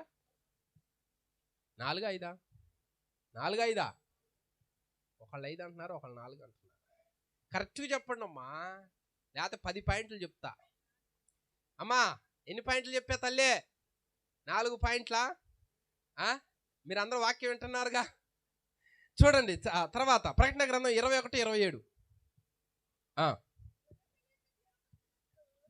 ప్రకటన గ్రంథం 21:27. గొర్రెపిల్ల యొక్క జీవగ్రంథం మందు రాయబడిన వారే దానిలో ప్రవేశింతురు గాని నిషిద్ధమైనది ఏదైనాను, అసహ్యమైన దానిని, అబద్ధమైన దానిని జరిగించేవాడు ఎవడైనాను. అంటే ఇప్పుడు పరలోకంలో ఏం లేకుండా చేస్తుందో? అసహ్యము. పరలోకంలో అసహ్యము, ఆ తర్వాత అబద్ధము. అక్కడ ఎలా లేదో. ఈ భూమి మీద అబద్ధమే ఎక్కువ ఉంటుంది. అబద్ధాన్ని నరుడు ఎక్కువ నమ్ముతాడు. ఈ భూమి మీద అబద్ధాన్ని నరుడు ఎక్కువ ఇష్టపడతాడు. నిజాన్ని నరుడు ఎక్కువ ఇష్టపడట్లేదు. సత్యం చెబుతున్నాను అంటే నమ్మట్లేదు. అసత్యం చెప్పే వాళ్ళని నమ్ముతా ఉన్నారు. ఆ అసత్యం నిన్ను ఎక్కడ తీసుకొని వెళ్తుందో తెలుసా? అబద్ధాన్ని ప్రేమించొద్దన్నాడు, అబద్ధం ఆడొద్దన్నాడు దేవుడు. ఎందుకంటే పరలోక రాజ్యంలో అది లేదు. అబద్ధం వల్ల జీవితాలు పోతాయి, నరహత్యలు జరుగుతాయి, దొంగతనాలు జరుగుతాయి, ఎన్నో ప్రమాదాలు ఉన్నాయి అబద్ధాల వల్ల. ఈ అబద్ధాల వల్ల నరుడు జీవితం ఎటు తీసుకుని వెళ్ళిపోతున్నాడు ఒక్కసారి ఆలోచించండి అమ్మా. యేసు తిరిగి లేచాడు. సమాధి దగ్గర పెట్టబడ్డ రాయి, అడ్డుగా పెట్టబడ్డ రాయి తొలగిపోయింది. అక్కడ ఉన్న పనులు కావల వాళ్ళు చూశారు, చూడలేదా? మళ్ళీ చెప్పాలా? చెప్పరేంది? Question mark. చూశారుగా? చూశారు. వాళ్ళు చూసి అరే ఇది నిజమేరా, ఇది సత్యమని లోకానికి చెప్పొద్దా? చెప్పాలిగా. అక్కడికి వచ్చేసరికి అయ్యా ఇట్లా జరిగిందని వాళ్ళు చెబితే వాళ్ళు లంచం ఇచ్చి అట్లా జరగలేదు. ఆ శిష్యులు ఆయన్ని తీసుకుని వెళ్ళిపోయారు, మేము నిద్రపోతుంటే అని. అబద్ధం చెప్పు అన్నారు. ఇప్పటికి కూడా అది నడుస్తుందంట అక్కడ. అంటే నరుడు దేనికి ఇష్టపడుతున్నాడు? అబద్ధానికి ఇష్టపడుతున్నాడు. ఇప్పుడు నువ్వు చూసే సినిమా కూడా అబద్ధమే. మరి అదే రియల్ అనుకున్నావా? నువ్వు రియల్ లైఫ్ అట్లా ఉంటుంది అనుకున్నావా? ఇప్పుడు చూసే దృశ్యాలు ఏమిటే? ఇప్పుడు సెల్ఫోన్లో చూసే దృశ్యాలు ఏమిటే? మొత్తం నటన, మొత్తం అబద్ధం. ఈ అబద్ధాన్ని ప్రేమిస్తావా? ఈ అబద్ధానికి ఎక్కువ ఫ్యాన్స్ అవుతావా? ఈ అబద్ధం వైపు వెళ్ళిపోతావా? నిన్ను నువ్వు కాపాడుకో. అబద్ధాన్ని ప్రేమించొద్దు, అసహ్యత ఉన్నదే. పిల్లలకి సెల్ ఫోన్లు ఇచ్చి వదిలి పెడితే రీల్స్ చేస్తున్నారు.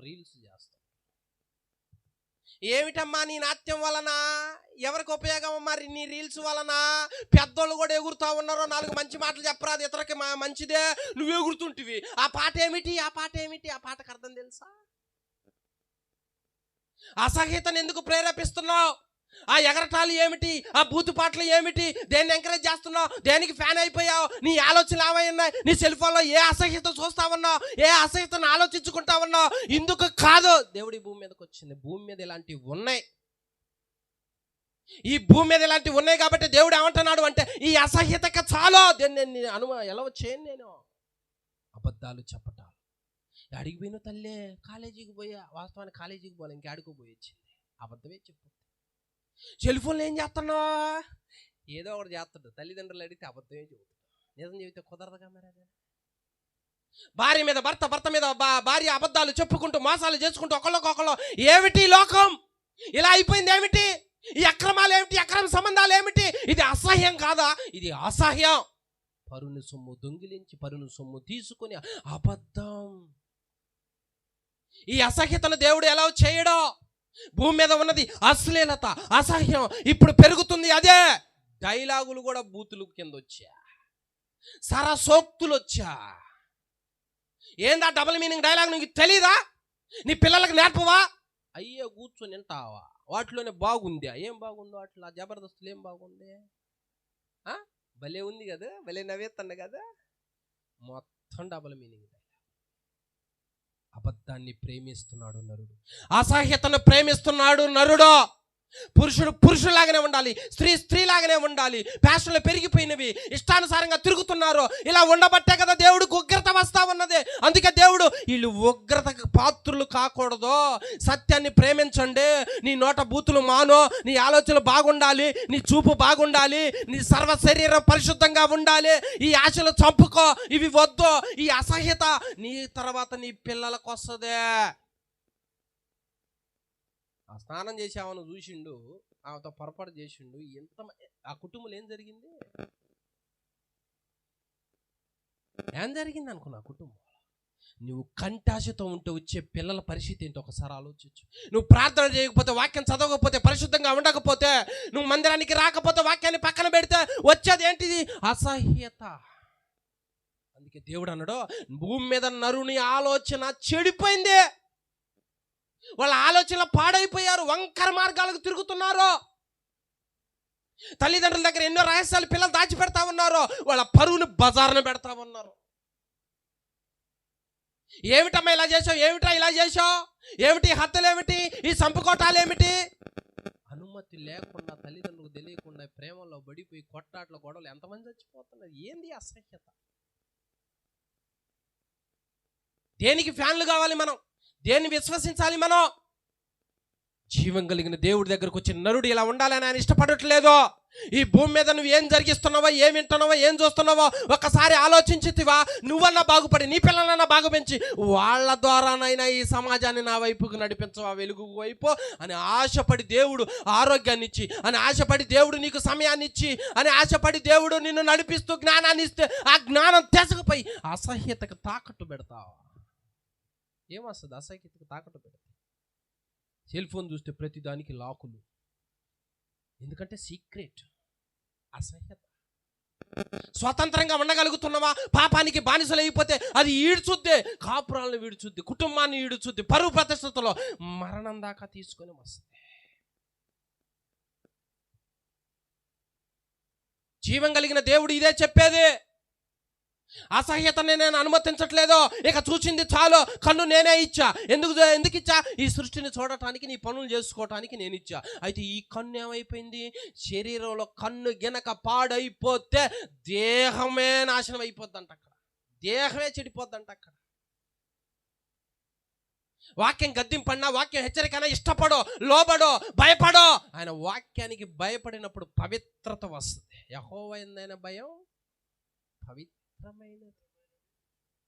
ఆ పవిత్రమైన భయము నీ పిల్లలకి నీకు ఉండాలంటే వాక్యం విను. వాక్యమే భయాన్ని పుట్టించేది. ఒక వ్యక్తిలో వాక్యమే భయాన్ని పుట్టించేదే. ఇక్కడికి వచ్చిన నీవు ఈ మాటలు వింటున్నావు, ఇవి అసత్యములు కావు, ఇప్పుడు జరుగుతున్నవే.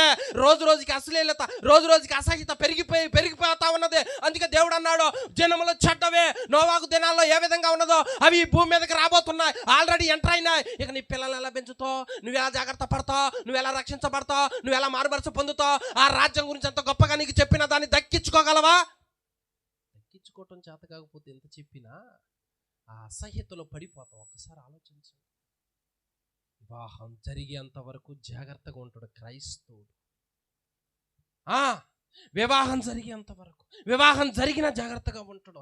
ఏమిటి ఈ రోజులో ఏది చూసినా అక్రమం, భార్య భర్తను చంపటం. ఏందండి ఈ అసహ్యత?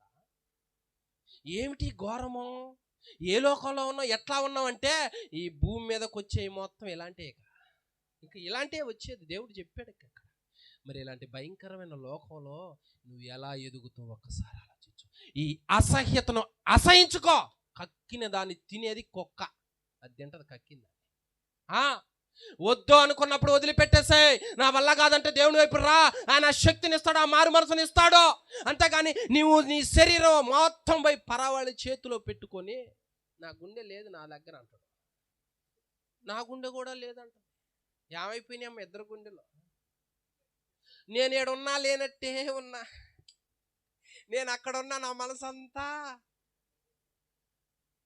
హృదయం కూడా పోయింది. అట్ట బాగొట్టుకున్నాడు బైబిల్ గ్రంథంలో ఒక ఆయన, గొప్ప జ్ఞానవంతుడు. వద్దయ్యా అన్నాడు. కాదు వాళ్ళే కావాలన్నారు. సరే చేసుకున్నాడు. శుభ్రంగా హృదయాన్ని తిప్పేసి పెట్టారంట. దేవుడు 2 మార్లు మాట్లాడుతున్నాడంట ప్రత్యక్షమై. సొలొమోనా, నా కుమారుడా, నీకు ఇచ్చిన జ్ఞానం ఏంది, నువ్వు చెప్పిన మాటలు ఏమిటి, ప్రపంచమే నీ దగ్గరకు వచ్చి పలకలు తీసుకొని నేర్చుకుంటే నువ్వేంది నాయన ఎట్టయిపోయాడు, నా మాటినయ్యా. ఐఎమ్ సారీ, నా గుండె లేదు నాలో. ఏమైందే, పరో కుమార్తె తీసుకుపోయింది. ఆయన ఎక్కువ ప్రేమించి. జీవం కలిగిన దేవుడు అసహ్యతను అసహించుకోవాలమ్మా. దేన్ని అసహించుకుంటున్నావో తెలుసా? వచ్చే డైలాగులు ఏంటి, వచ్చే పాటలు ఏంటి, ఏమిటి అన్నీ? అసహ్యతను అసహించుకో, నీతిని ప్రేమించు, పరిశుద్ధతను ప్రేమించు. అందుకే ఆ వాక్యంలో ఉంది ఎలా నడవాలో, ఆ వాక్యంలోనే ఉంది ఎలా ఉండాలో, నీ పిల్లల్ని ఎలా పెంచాలో. శరీరాన్ని కరసకపోయే వస్త్రాలు వేసి రోడ్డు మీద వదులుతూ ఏమిటా పరిస్థితి? ఆలోచన ఏం కావాలి? నరుడు ఆలోచన ఏం కావాలా? ఫ్యాషన్ పెరిగిపోయింది. సున్ని ఇచ్చింది మానాంగ కప్పుకోవటానికి, అది లేకుండా చేస్తే. జీవం కలిగిన దేవుడు ఏమి నేర్పుతున్నాడు మనకి? పరిశుద్ధత. ఆయన భుజములు మొదలుకొని కాళ్ళ వరకు ఉందంట వస్త్రం. ప్రకటన గ్రంథంలో వస్త్రాలు ఎలా ఉంటుంది చెప్పండి. భక్తి పరులు పిల్లలు భక్తి పరులుగానే ఎదుగుతారు. భక్తి లేని పిల్లలు భక్తి లేనట్లుగానే ఎదుగుతారు. నీ పిల్లలు నీకు లోబడి నువ్వంటే భయపడుతున్నారా? తల్లిగా తండ్రిగా నేను ఎలా గౌరవించాలో వాళ్ళకి నేర్పావా? అందుకే నువ్వు పిల్లలకి నేర్పాల్సింది ఎక్కువగా లోకపరమైన చదువులు వాటిని కాదు, నాకన్నా ఎక్కువగా దేన్ని ప్రేమించొద్దు అన్నాడు. ఆయన్ని ఎక్కువగా ప్రేమించడం అంటే ఆయన వాక్యాన్ని ప్రేమించడం. ఆ వాక్యంలో ఏముందంటే నీ తల్లిని నీ తండ్రిని ఎలా చూసుకోవాలో ఉంది. ఇక చదవండి, మీ అబ్బాయి ఏం చదివిందంటే బీటెక్ అంటుంది. అయ్యా చెప్పయ్యా బైబిల్లో ఎన్ని గ్రంథాలు ఉన్నాయో చెప్పు అంటే చెప్పడు. బీటెక్కరు. అయ్యా ఎన్ని అధ్యాయాలు ఉన్నాయి అమ్మా, మీ అమ్మ బలి చదివింది అంటున్నాగా మురిచిపోయి సాక్ష్యం కూడా చెప్పి కోటం పెట్టిస్తూ ఏటకోసి అందరికి పెడితే ఆ చదివేది అంత బాగా చదివినావు కదమ్మా, బైబిల్ చెప్పి ఎన్ని అధ్యాయాలు తల్లి అంటే ఇంకెన్ని అధ్యాయాలు అంటమ్మా, ఎన్ని అధ్యాయాలు అంటే సారీ పాస్టర్ గారు మర్చిపోయా. అసలు బైబిల్ కొన్నావా? కొన్నా. ఎక్కడుంది? ఇంట్లో ఉంది. కొన్న రంగు అంతే ఉంటుంది. అంటే దేన్ని ఎక్కువ ప్రేమిస్తున్నావు? ఇలాంటి వాళ్ళు సమాజంలోకి వెళితే ఏమి నేర్పిస్తారో నేర్చుకున్నాయి. అక్కడ ఏమి నేర్చుకున్నాయో చూసారా? ఏ నేర్పిస్తారు? వార్తలు కదిలిస్తే ఇవే చెల్లి కదిలిస్తే రీల్స్ కదిలిస్తే ఏంది పచ్చిబూతులు మాట్లాడుతున్నారు పబ్లిక్లో. ఇవన్నీ వినుకుంటా సంతోషంగా ఉన్నాం. ఎందుకంటే అది అసహ్యమా. పరిశుద్ధులు ఎలా నవ్వుతారు అమ్మా? ఏలియా కూడా జోకేసాడు అక్కడ కర్మేలు పర్వతం మీద.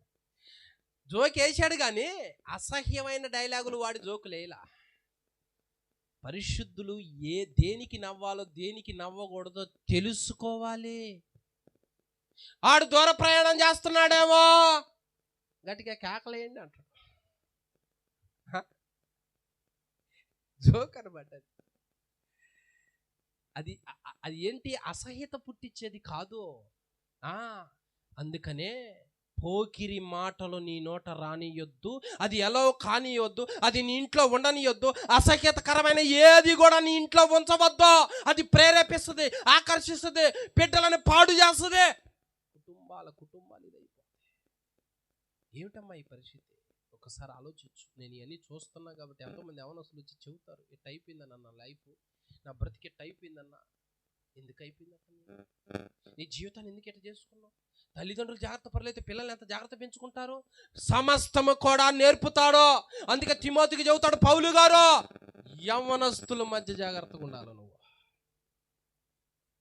ఎలా ఉండాలో చెబుతున్నాడు, నేర్పుతున్నాడు. తల్లిగా తండ్రిగా నువ్వు నేర్పావా? చదువుకో, మార్కులు ఉద్యోగం, చదువుకో. పెళ్ళి, కట్నం,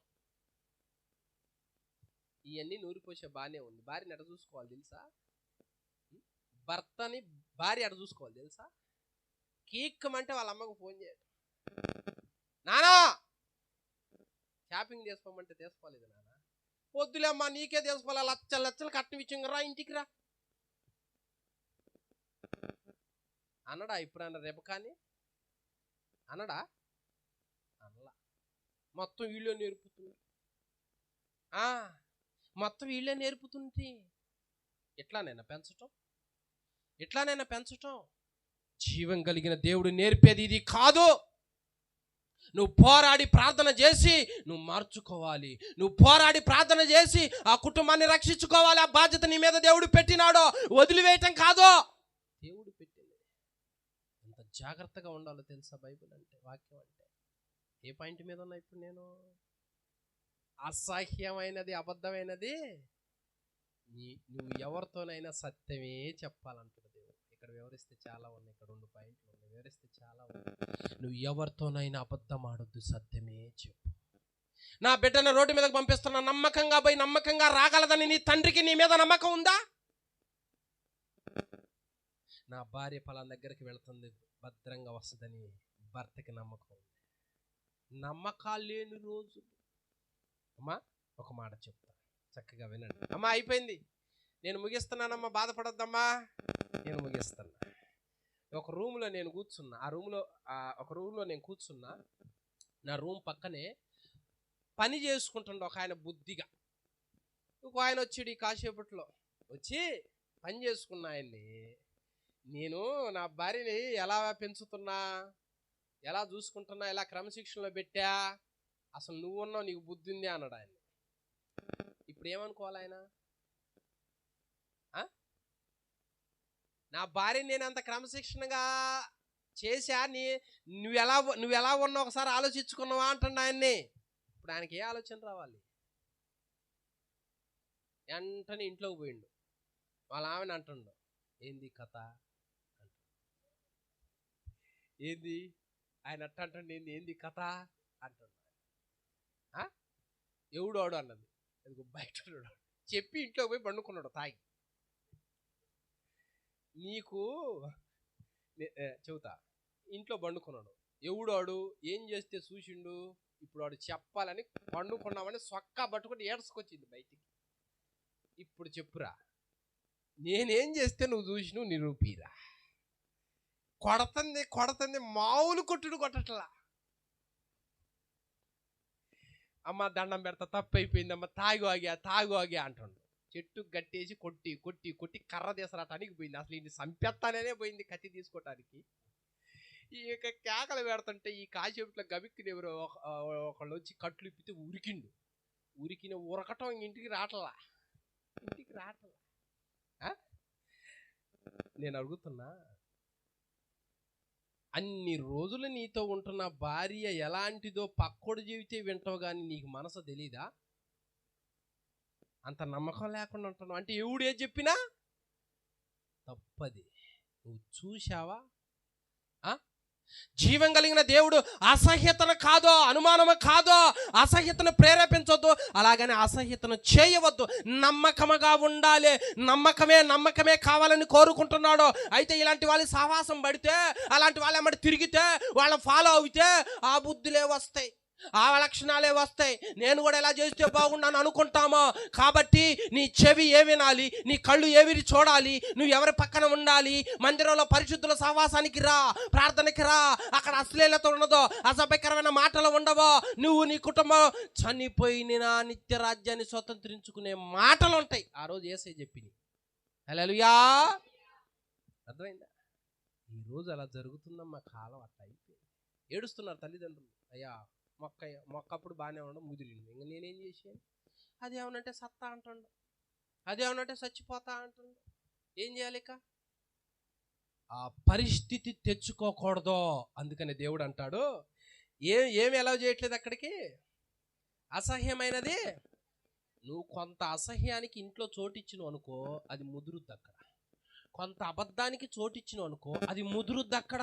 రేపు నీ పిల్లలే నీతో అబద్ధం ఆడతారు. రేపు అబద్ధం ఆడ పెరుగుద్దే. అబద్ధికులు కాదు దేవుని రాజ్యానికి వారసులో. ఆ అబద్ధమే ఎంతో మందిని చంపటానికి కారణం అవుతుంది.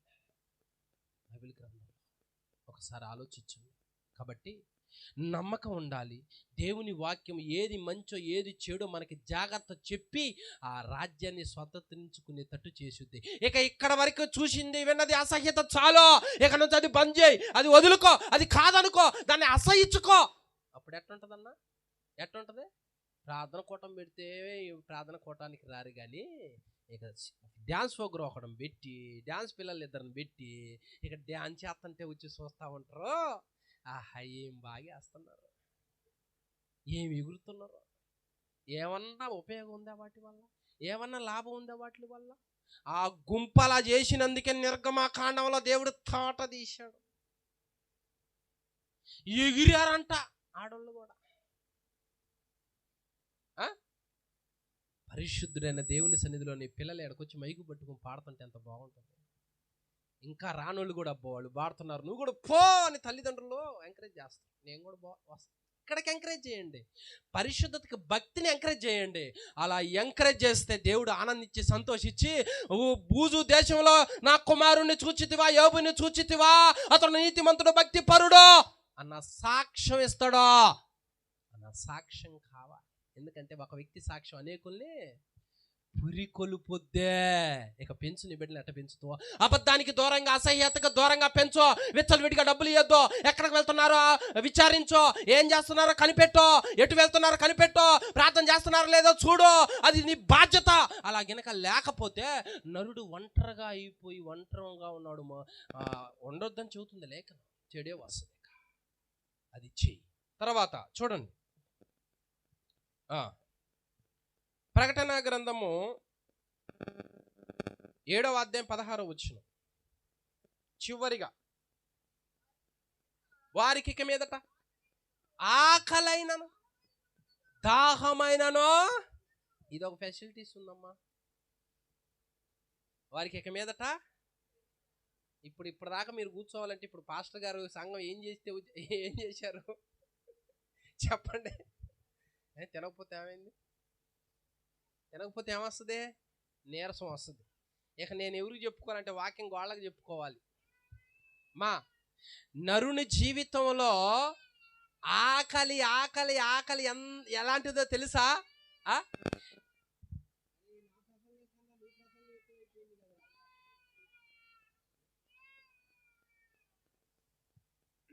హల్లెలూయా. జీవం కలిగిన దేవుడు ఏమంటున్నాడు? ఆకలైనను దాహమైనను. మరి ఎందుకు దీన్ని ఎలవ చేయట్లేదు దేవుడు? ఆకలైనను దాహమైనను ఎందుకు ఎలవ చేయట్లేదు దేవుడు? ఆ ఆకలితో ఏమిటది? దాహముతో ఎవరో అబ్రహాము ఉపపత్ని అయిన హాగరు కుమారుడు గిలగిల తనకలాడుతున్నాడు. నీళ్లు లేవు. యుద్ధము చేసిన సంసోను నీళ్లు లేవు, సావాలా. ఇజ్రాయేలీల అరణ్యంలో నీళ్లు లేవు, సావాలా. ఆహారం లేదు, సావాలా. అంటే ఆకలి టైం మించిపోతే ఆ రోగాలు వస్తాయి. ఆకలి టైం మించిపోతే ఆ వ్యక్తి ఏడుస్తాడు, మూలబడతాడో, నీరసించిపోతాడో, ఏ పని చేయలేడో. అందుకని ఆకలి కోసం నరుడు దేనికైనా దిగజారుతాడు. అబద్ధాలన్నా ఆడతాడు, ఏదైనా చేస్తాడు. ఏందంటే బతకాలిగా, మరి నేను నా పిల్లలు బతకాలిగా. అందుకనే గిద్ద పాలలో ఒక గిద్ద నీళ్లు పోస్తే మా పిల్లలు బతుకుతారు. మరి బతకాలగా, మేము కూడా బతకాలగా. ఒక బస్తా బియ్యం వేస్తే దానిలో 2 కేజీలు 3 కేజీలు కంట్రోల్ బియ్యం వేసి కలిపితే అయిపోయాయి. మరి బతకొద్దా మేము కూడా? బతకాలి కదా. అంటే ఎన్ని వాటిలో కల్తీ వచ్చిందే. ఇదంతా ఎందుకో తెలుసా? డబ్బు, ఆకలి, కుటుంబానికి పోషణ ఇలా కావాలి. ఆ పోషణ బట్టి వ్యభిచారం కూడా చేస్తాం. నేను అడుగుతున్నా, ఆకలి చూడు నరుణ్ణి ఎట్ట చేస్తుందో, దాహం చూడు నరుణ్ణి ఎట్ట చేస్తుందో. అరణ్యంలో ఎన్నో మార్లు దేవుణ్ణి శోధించినారంట వాళ్ళు. వాళ్ళకేమో దేవుడేమో మన్నానిచ్చాడు, కానీ వీళ్ళకేం కావాలంటే ఐగుప్తు మాసం కావాలంట. మాసం సవిచారం లేని ఈ మన్నాగాకి ఇంకేమన్నా లేదా? దేవుడు ఇచ్చిన దానికి ఏ పేరు పెట్టారో చూడండి. ఇది కాక ఇంకేమన్నా లేదా? 5 star hotel, 7 star hotel order ఇయటానికి. ఈ రోజులో చాలా మంది ఏంటి, దేవుడు ఇచ్చిందంతా సర్దుకోవట్లా. వాళ్ళు చూడు, వీళ్ళు చూడు, అక్కడ తినే చూడు, ఆ ఇంట్లో చూడు ఫర్నిచర్ ఎట్టుందో. ఐగుప్తులో తిన్నాయి గుర్తొస్తున్నాయి మాకు. ఇప్పుడు ఏం చేద్దాం? అవి కావాలి. ఎక్కడ ఏమడుగుతుంది? తిండి ఆశ. బైబిల్ గ్రంథంలో తిండి తిండి తిండి తిండి ఎంతమందిని ఏం చేసిందో తెలుసా? మాంసాపేక్ష గల వాళ్ళందరినీ అక్కడ పూడ్చిపెట్టారంట. మాంసాపేక్ష కలిగిన ఈ తిండి సొలొమోను రాజు గారు తినేవారు, బ్రహ్మాండంగా తినేవాడు. మామూలు తిండి తినేవాడు కాదు. తిండి, అందుకే నువ్వు తిండిపోతూ అయిన ఎడలా అంటే తిండి వల్ల ఏముంది? ప్రమాదం ఉంది. ఈ తిండి వల్ల ప్రమాదం ఉంది. సోమరితనము పెరుగుద్ది, ప్రార్థన చేయలేమో. ఈ తిండి వల్ల నిద్రమత్తు వస్తుంది. ఈ తిండి వల్ల సోమరితనం పెరుగుద్ది. అంతేగాని ఈ తిండి ఎక్కువగా ఉంటే నరుడికి ప్రమాదము. కనుక దేవుడు అంటున్నాడు, ఇక ఈ ఆకలి బాధలు, ఈ తిండి బాధలు చాలు, ఇంత మటుకి చాలు, దీన్ని నేను ఆపేస్తున్నా. మరి అక్కడే ఏముంటుంది నాయన? అక్షయమైన ఆహారం. అక్కడ ఏముంటుంది నాయన? నీ కుళ్ళు లేని ఆహారం, రోగం లేని ఆహారం నేను అక్కడ ఎలా చేస్తున్నా. ఆలోచించండి అమ్మా. ఒక్క పూట తాగకపోతే ఆయనకి మైండ్ ఇదైపోయి జనాలను అడుక్కొనైనా తాగుతాడు. అయ్యా 10 రూపాయలు ఇవా, 10 రూపాయలు ఇవా. అదే ఆయనకి దాహం. నరుడు జీవితంలో ఆకలి ఆకలి ఆకలి ఆకలి, తిండి తిండి తిండి, మితిమీరిన తిండి తిని తిని తినే అయ్యో ఒకటి అడ్డుపడటం, హాస్పిటల్కి పోవటం. మితిమీరిన తిండి తిని తిని దిట్టంగా ఒళ్ళు పెరగటం, తిరగటం. మితిమీరిన తిండి తిండి ఏంది ఆయన దిట్టంగా. నాయన పాస్టర్ ఆయన మాకు కూడా ఇప్పుడు స్పెషల్గా పెడతారు. ఆ పాస్టర్ గారు హాస్పిటల్కి వెళ్ళాడంట. పాస్టర్ గారు, మీకు రోగం రావటం ఏంటంటే, అయ్యా నాకు రాదు కానీ అంతా విశ్వాసులు ప్రేమయ్యా అని. ఆ ఇంటికి పోతే ఏదైనా మాంసం కూర తినలేదనుకో ఒలుగుద్ది. అమ్మా, పిన్నెలు అనే ప్రాంతానికి వాక్యం చెప్పడానికి పోతే ఆ ప్రాంతంలో వాక్యం చెప్పాలి. ఇక కాసేపట్లో అమ్మా వాక్యం చెప్ప ఒక ఆమె వచ్చింది. పాస్టర్ గారికి నేను పూరీలు చేసి వచ్చి తినమన్నది. పాస్టర్ గారికి చెబుతుంది, అమ్మ ఆ రోజు వాస్తవానికి ఉపవాసం ఉంది. ఈ పాస్టర్ గారు వచ్చి మా దగ్గరకు వచ్చి, అయ్యా ఆ చెల్లి పూరీలు చేసిందంట, వచ్చి తినండి అయ్యా అన్నాడు. అదేంది పాస్టర్ గారు, ఉపవాసం కదా అన్న. ఇంకా చేస్తే పోవాలయ్యా, ఇక తప్పదు. పాస్టర్ గారు అది ఏంటంటే చెప్పండి ఉపవాసం ఉంటే. ఆ పాస్టర్ గారు, అమ్మా ఉపవాసం ఉండడమ్మా అంటేసరికి మొహం 4 వైపులు తిప్పిపోయిందామా. ఇంకా ఆయన అన్నాడు, అయ్యా ఇప్పుడు మనం బాగపోతే రేపు రాదామా మందిరానికి, పోవాలయ్యా. మొఖం తిప్పుకొని రూమ్లో కూర్చొని ఉంది. అమ్మా మేము వచ్చాంలే అమ్మా, పెట్టి తల్లి అన్నప్పుడు అప్పుడు నవ్వుకుంటూ వచ్చి పెట్టింది. ఇప్పుడు ఈ పాస్టర్ గారి పరిస్థితి ఏంది? నువ్వు ఏమన్నా అయిపో, నీకు రోగం అన్నా రానే, 10 ఇంట్లో 10 టీలు అన్నా తాగాలా. మరి ఇంటింటికి టీ ఏం చేయాలా? ఇంటింటికి పంచదార లడ్లు ఇస్తే ఏం చేయాలా, ఇంటింటికి మాసం పెడితే ఏం చేయాలా? ఆ ఇంట్లో తిన్నాక మా ఇంట్లో ఎందుకు తిన్నావు? మా ఇంట్లో కూడా తినాల్సిందే అమ్మా. అందుకనే తిండి అనారోగ్యానికి కారణం అవుతుంది. తిండి మితిమీరే ఉండాలి. జీవం కలిగిన దేవుడు వాళ్ళకి ఆరోగ్యకరమైన తిండే ఇచ్చాడు. మన్నా వాక్యానికి సూచనగా. అదొద్దు, ఏం కావాలా? మాంసం కావాలా? పోనీ ఇచ్చిండు, ఏం చేసుకున్నావు? నవలక మునిపే. ఎంత ఆశ అండి. కోడి మాంసం కేజీ 40 అంటే చూసుకో, తెల్లారుజామునే పోయి క్యూలో ఉంటారు. ఈరోజు ప్రార్థన 10:30 పాస్టర్ గారు చెప్పిండు అనుకో, సూర్యుడు వచ్చి అమ్మా పొద్దు బాగా అమ్మా ఎక్కినా ఇంట్లోంచి రారు. ఏముందంటే ఒకే అంటూ ఒక పనిముట్టు ఆడేసి తవ్వుతా ఉంటుంది. పని కాలేదు పాస్టర్ గారు. ఇంటి ఆయన ఏడి కూరగాయలు చేస్తున్నాడు, సరుకులకు పోయిండు. ఇదేమిటి? ఆన్లైన్ ప్రార్థన అంటే నిద్ర అంటుంటివి, ప్రార్థన అంటే 10:30 కంటే రావు. మరి నీకు వేకుజామున మాంసానికి మెలికెట్టొచ్చింది? మొక్క వాసన అట్టుంటది అనమాట. ఆ తిండి ఆశ లాంటిది అనమాట. తిండి అను ఇక చూసుకో, ప్రాణం లేదు, ఎక్కడ ఎగసేసుకుని వస్తుంది. ప్రాణం అంత ఇష్టం తిండి అంటే. అరే పలానా దగ్గర వెరైటీలు భలే పెడుతున్నారు అనగా ఇంకెట్టుంటుంది, ఆశ ఎట్టుంటుందో తెలుసా? అవి పోవాలి. ఆ మధ్య గ్యాస్ స్టవ్లు ఉన్న వాళ్ళు కూడా ఆ తిండి కళ్ళ ముందు పెట్టేసరికి గ్యాస్ స్టవ్లు లేదు, ఏమి లేదు, ముందు అది తినాలి. నాన్ వెజ్ వద్దులేయా, వెజిటేరియన్ తినాయా అంటే కాదు, అది తింటేనే అలవాటు ఉంటుంది ప్రాణం. హల్లెలూయా. జీవం కలిగిన దేవుడు అంటాడు, ఆత్మీయ జీవితంలో నీకు ఏవి శ్రేష్టమైనవో, ఏవి ప్రయోజనకరమైనవో, ఏవి నిన్ను పరలోకానికి చేర్చుతాయో అవన్నీ ఆయన చెబుతా ఉన్నాడు. అక్కడికి రావాలి అంటే ఆ ఫెసిలిటీస్ ఉన్నాయి. అక్కడికి రావటానికి నిన్ను అడుగుతుంది, మారు మనసు పొందని అడుగుతున్నా. అక్కడికి రావటానికి నన్ను నమ్మని అడుగుతున్నా. ఈ లోకంలో అన్ని విసర్జించు మితమగానే. అందుకే ఒక భక్తుడు అడుగుతాడు దేవుణ్ణి, అయ్యా నాకు తిండి ఎక్కువ వద్దు, డబ్బు ఎక్కువ వద్దు, ఏం కావాలి? లిమిట్ కావాలి. ఎక్కువ వద్దు నాయన, ఎక్కువ తింటే మంపు వస్తుంది నాయన. ఆ గేదెలేమో ఏదైనా బస్సులు వచ్చిన ఆరును కొడతాను అంతే ఉంటాయి. నువ్వు ఎంతైనా కొట్టు, నేను నాకు పోవాలనిపిస్తే పోతా, లేకపోతే ఇంతే ఉంటా. ఇసుకు పుట్టి ఆయనే పక్కకు తిప్పుకొని పోతాడు. కాస్త ఎక్కువైతే ముంపు మనకు వస్తుంది. ఇప్పుడు ఆలోచించండి, మోకరిస్తే నిద్ర ఎందుకు వస్తుంది? మోకరిస్తే నిద్ర ఆవలిచ్చింది. ప్రార్థనలోనే వస్తాయి ఆవలింతది. మోకరిస్తేనే వస్తుంది ఆ నిద్ర. ఆ మోకరిస్తే ఇక దేవుని వైపు మనసు బాదు.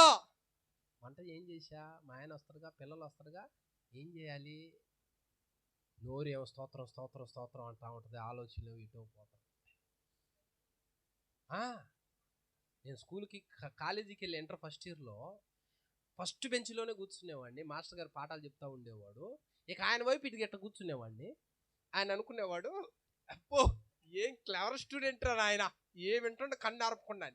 నేను ఆయన వైపే చూస్తా. ఈ క్లాస్ అయిపోయిన తర్వాత ఎటు ప్లాన్ చేద్దాం? గాలాలు తీసుకుని చేపలు పట్టడానికన్నా పోదాం, క్యాట్ బాల్ తీసుకుని పిట్ల కొట్టడానికన్నా పోదాం, ఎవరెవరిని తీసుకుపోతాం? నా ఆలోచనలేమో ఇవి. అరే నువ్వు ఆవంత నిన్నావు కదా, మార్కులు ఏంది ఎట్టొచ్చింది? అరే నువ్వు విన్నదానికి మార్కులకి సంబంధం లేదు అంటే నువ్వు ఏమి విన్నావురా? ఇంటిని వాక్యం ఇంత విన్నా నీవు అక్కడికి వెళ్ళాలి అంటే ఆ మంపు పోవాలా, ఆ సోమర్తనం పోవాలా, ఆ నిద్రమత్తు పోవాలా, అవన్నీ లిమిట్గా శరీరం ఉండాలా. మోకరిస్తే నేను ఉంటా అనే తట్లు ఉండాలా. బైబిల్ గ్రంథంలో రాత్రంతా ప్రార్థన చేసిన వాళ్ళు ఉన్నారు. సమూయేలు చేశాడు, రాత్రంతా మరపెట్టిండు. నేను అనుకున్న ఎంత నడిపింపు వచ్చింది ప్రభు. 2 గంటలు 1 గంట ఎక్స్ట్రా కూర్చోబెడితేనే అల్లాడిపోతుంది. ఇంత నడిపింపు ఎట్లొచ్చింది? యాకోబు చేసిండు రాత్రంతా ప్రార్థన. ఇంత నడిపింపు ఎలా వచ్చింది? యేసయ్య చేశాడు రాత్రంతా ప్రార్థన. 1 గంట ప్రార్థన చేయగలమా మనం? ఒక్కసారి ఆలోచించండి. శరీరం ఎంత బందీ అయిపోయింది, తిండి తిని. అందుకనే దేవుడు అంటాడు, అలాంటి సమయంలో ఉపవాసం ఉండు, అలాంటి సమయంలో కడుపు మార్చుకొని దేవుని సన్నిధిలో ఉండో, దేవుడి దగ్గర గడుపో. క్రిస్మస్ ఆనందం నీ జీవితంలో రావాలి అంటే నీకు మారు మనస్సు రావాలా. అది క్రిస్మస్ ఆనందం. ఒక ఆత్మ పరలోకానికి వస్తే దేవుడు ఎంత సంతోషిస్తారో తెలుసా? ఆయనకి ఏమి లేవని సంతోషం ఉంటుంది. ఒక్క ఆత్మ రక్షించబడితే అంత సంతోషం అంట. హల్లెలూయా. ఏం వద్దన్నాడు దేవుడు? అమ్మా అక్కడ ఏముంటది, ఏం ఉండదన్నాడు? అందుకనే దేవుడు అంటున్నాడు మత్తయి సువార్త 6:31, 33 దాకా చదవండి త్వరగా. త్వరగా టైం అయిపోతుందిగా. కాబట్టి ఏమి తిందుమో, ఏమి త్రాగుదుమో, ఏమి ధరించుకుందుమో దాన్ని చింతించొద్దు. మరి ఏంటి, ఇదేం కావాలి? చదువు.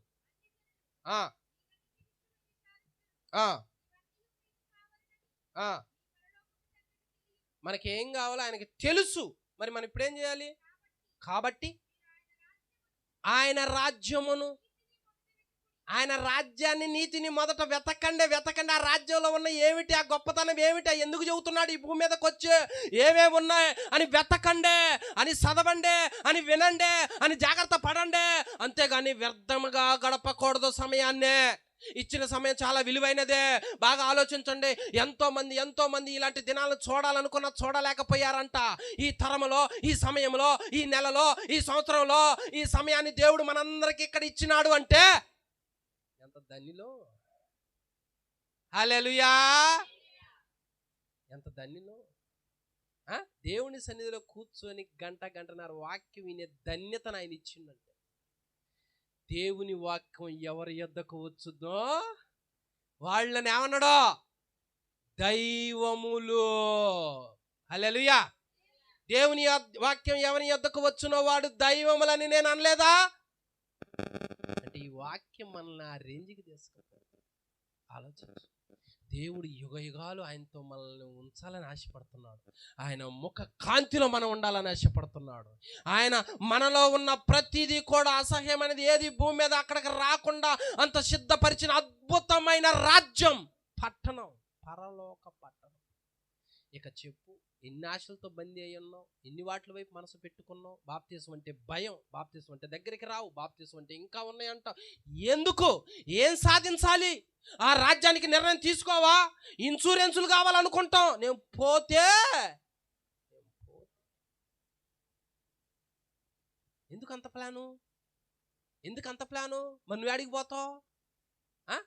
నువ్వు అడిగి పోతావు ఆలోచించినవా? జీవం కలిగిన దేవుడు ఆ వాక్యమును అలనాడు శిలువ మీద ఉన్న దొంగ చివరి సమయంలో అర్థం చేసుకున్నాడు. చివరి సమయంలో ఆ వాక్యాన్ని నమ్మాడు. అయ్యా, నీ రాజ్యంలో నన్ను జ్ఞాపకం చేసుకో. భూలోక రాజ్యంలో దొంగతనం చేసి అబద్ధం ఆడి నీ చేశానయ్యా, ఆ రాజ్యం నాకు కావాలయ్యా అని కోరుకున్నాను. ఇంకా సేపటికి నువ్వు ఉంటావో నేను ఉంటావో గ్యారెంటీలు లేవు. కాబట్టి అయ్యా నాకు మారు మనసునివ్వు, అయ్యా నా కుటుంబాన్ని రక్షించు, నా పిల్లల్ని రక్షించయ్యా, అయ్యా కృప చూపయ్యా, ఇప్పుడు ఈ అవకాశం ఇచ్చినావయ్యా అని దేవుని సన్నిధిలో మొరపెట్టడం నేర్చుకో, ప్రార్థించటం నేర్చుకో, వాక్యం చదవటం నేర్చుకో, పిల్లలకు వాక్యం పఠించటం నేర్చుకో. ఇది నీ బాధ్యత. దేవుడు చెబుతున్న పరలోక రాజ్యాన్ని వెతికేటట్లు చేయి. అందులో ఉన్న గొప్పతనం నీ పిల్లలకు చెప్పు. చాలా మంది పిల్లలు అన్నం తినడానికి ఏం చేస్తారు? చందమామ చూడు, జాబిల్లి చూడు, ఇప్పుడు సెల్ ఫోన్లు చూడు, ఏదో ఒకటి చూపియాలిగా అన్నం తినటానికి ఆకర్షణ. వాక్యం చూపించు, వాక్యంలో ప్రత్యేకతలు చూపించు, వాక్యంలో రోషంగా లేచిన స్త్రీల గురించి చెప్పు. ఎంత బాగుపడతారు వాళ్ళు. వాళ్ళ ఇల్లు ప్రాంతంలో వాళ్ళ స్నేహితుల్ని ఎలా తీసుకుని వస్తారు వాళ్ళు. అంత బాగుంటుంది ప్రపంచం. అందుకే జీవం కలిగిన దేవుడు అన్నాడు, ఆమె తన ఇంటి వారి నడత బాగా కనిపెట్టును, ఇంటి వారిని బాగా ఏలును. ఇది దేవుడు చెప్పే వాక్యమో. కనుక ప్రజలారా, దేవుని యందు భయభక్తులు కలిగి ఆయన మాటను వినండి. మారు మనసు పొందినట్లు ఆయన విశ్వాసం ఉంచండి ఆయన మీద. ఆయన వాక్యం సత్యమని నమ్మండి. ఇప్పటి వరకు నేను 7 పాయింట్లు చెప్పినా అవి ప్రత్యేకమైనది ఇంకా ఉన్నాయి చెప్పటానికే. ఆ ప్రత్యేకమైన సుందరమైన మరణమే లేని పరలోక రాజ్యానికి దేవుడు మనల్ని తీసుకొని వెళ్ళాలని ఆశపడి భూమి మీదకి ఆయన వచ్చినాడు. తను తగ్గించుకున్నాడు, పశువుల తొట్లో పండుకున్నాడు. ఆయన భూమి మీద ఉన్నంత కాలం శ్రమ, హింస, బాధను అనుభవించినాడు. ఇన్ని అనుభవించినా ఆయన ఒక్కటే అంటా ఉన్నాడు, ఏంటంటే నేను ఇన్ని అనుభవించింది ఎందుకంటే ఈ ప్రజలు ఆ పట్టణంలోనికి రావాలని, ఈ ప్రజలు రక్షించబడాలని ఆశపడతా ఉన్నాడు. కనుక ఈ గొప్పతనం గురించి చెప్పి నూతనంగా మందిరంలోనికి అడుగుపెట్టు. నూతనంగా మందిరంలోకి రా, వాళ్ళు ఏమని అంటారేమో, వీళ్ళు ఏమని అంటారేమో, వీళ్ళు ఏమైనా ఎగతాళి చేస్తారేమో, వాళ్ళ గురించి కాదు నువ్వు ఆలోచించాల్సింది, నీ ఆత్మ గురించి ఆలోచించో. ఆత్మక శిక్ష ఖచ్చితంగా ఉంటదే. దేవుడి రాజ్యంలో ఈ భూమి మీద ఉన్నాయి లేవు, కానీ నరకంలో ఏడుపు ఉంది, నరకంలో అగ్ని ఉన్నది, నరకంలో కేకలు ఉన్నాయి, నరకంలో ఉన్నాయి అయ్యండి. చీకట కూడా ఉంది నరకం, ఏడుపును పళ్ళు కొరకటయో ఉంటుంది. మరి అది కావాలని కోరుకోవాలా? చచ్చిపోయినా ఒకసారి ఆలోచించండి. యవ్వనస్తుడైన నీవు రోషం పూని మారు మనసు పొంది బాప్తిజం తీసుకొని సమాజంలో దేవుని కుమారుడిగా నిలబడు. నిన్ను చూసి అనేకులు నడిపిస్తాడు దేవుడు. ఈ పరిచర్య స్థాపించబడాలి, అనేకమైన ఆత్మలు రావాలి, దేవుని సన్నిధి, దేవుని సైన్యం పెరగాలి. అలా పెరగాలి అంటే నువ్వు నిలబడాలి. అలనాడు నోవాకు నిలబడ్డాడో, అలనాడు ఏలియా నిలబడ్డాడో, వాళ్ళందరూ దేవుని నిమిత్తం రోషాన్ని పూనారో. అంతేకాదు స్త్రీలు కూడా నిలబడ్డారో. దెబోరా నిలబడ్డదమ్మా ఆ రోజు, మామూలుగా నిలబడలా దెబోరా. నేను అనుకున్న ఎంత రోషం ఏమిటి. ఈ రోజుల ఆడోళ్ళు వ్యర్థమైన వాటికి కాదు సమయాన్ని వెచ్చించేది. పరలోకంలో ఉన్న 7 ప్రత్యేకతలు ఉన్నాయి. ఆ సుందరమైన ఆ ప్రత్యేకత ఆ పరలోక పట్టణానికి దేవుడు ఇచ్చినాడు. అక్కడికి వెళ్ళటానికి భక్తి చేద్దాము, అక్కడికి వెళ్ళటానికి నిర్ణయం తీసుకుందాము. చిన్న ప్రార్థన చేద్దాం. ఇక లేట్ చేయ ఆలస్యం చేసి చెబితే నన్ను తిట్టుకునేటట్టున్నారు వీళ్ళు. చిన్న ప్రార్థన చేద్దాం. అందరు తల్ల వంచండి, అందరు తల్ల వంచండి, అందరు తల్ల వంచండి.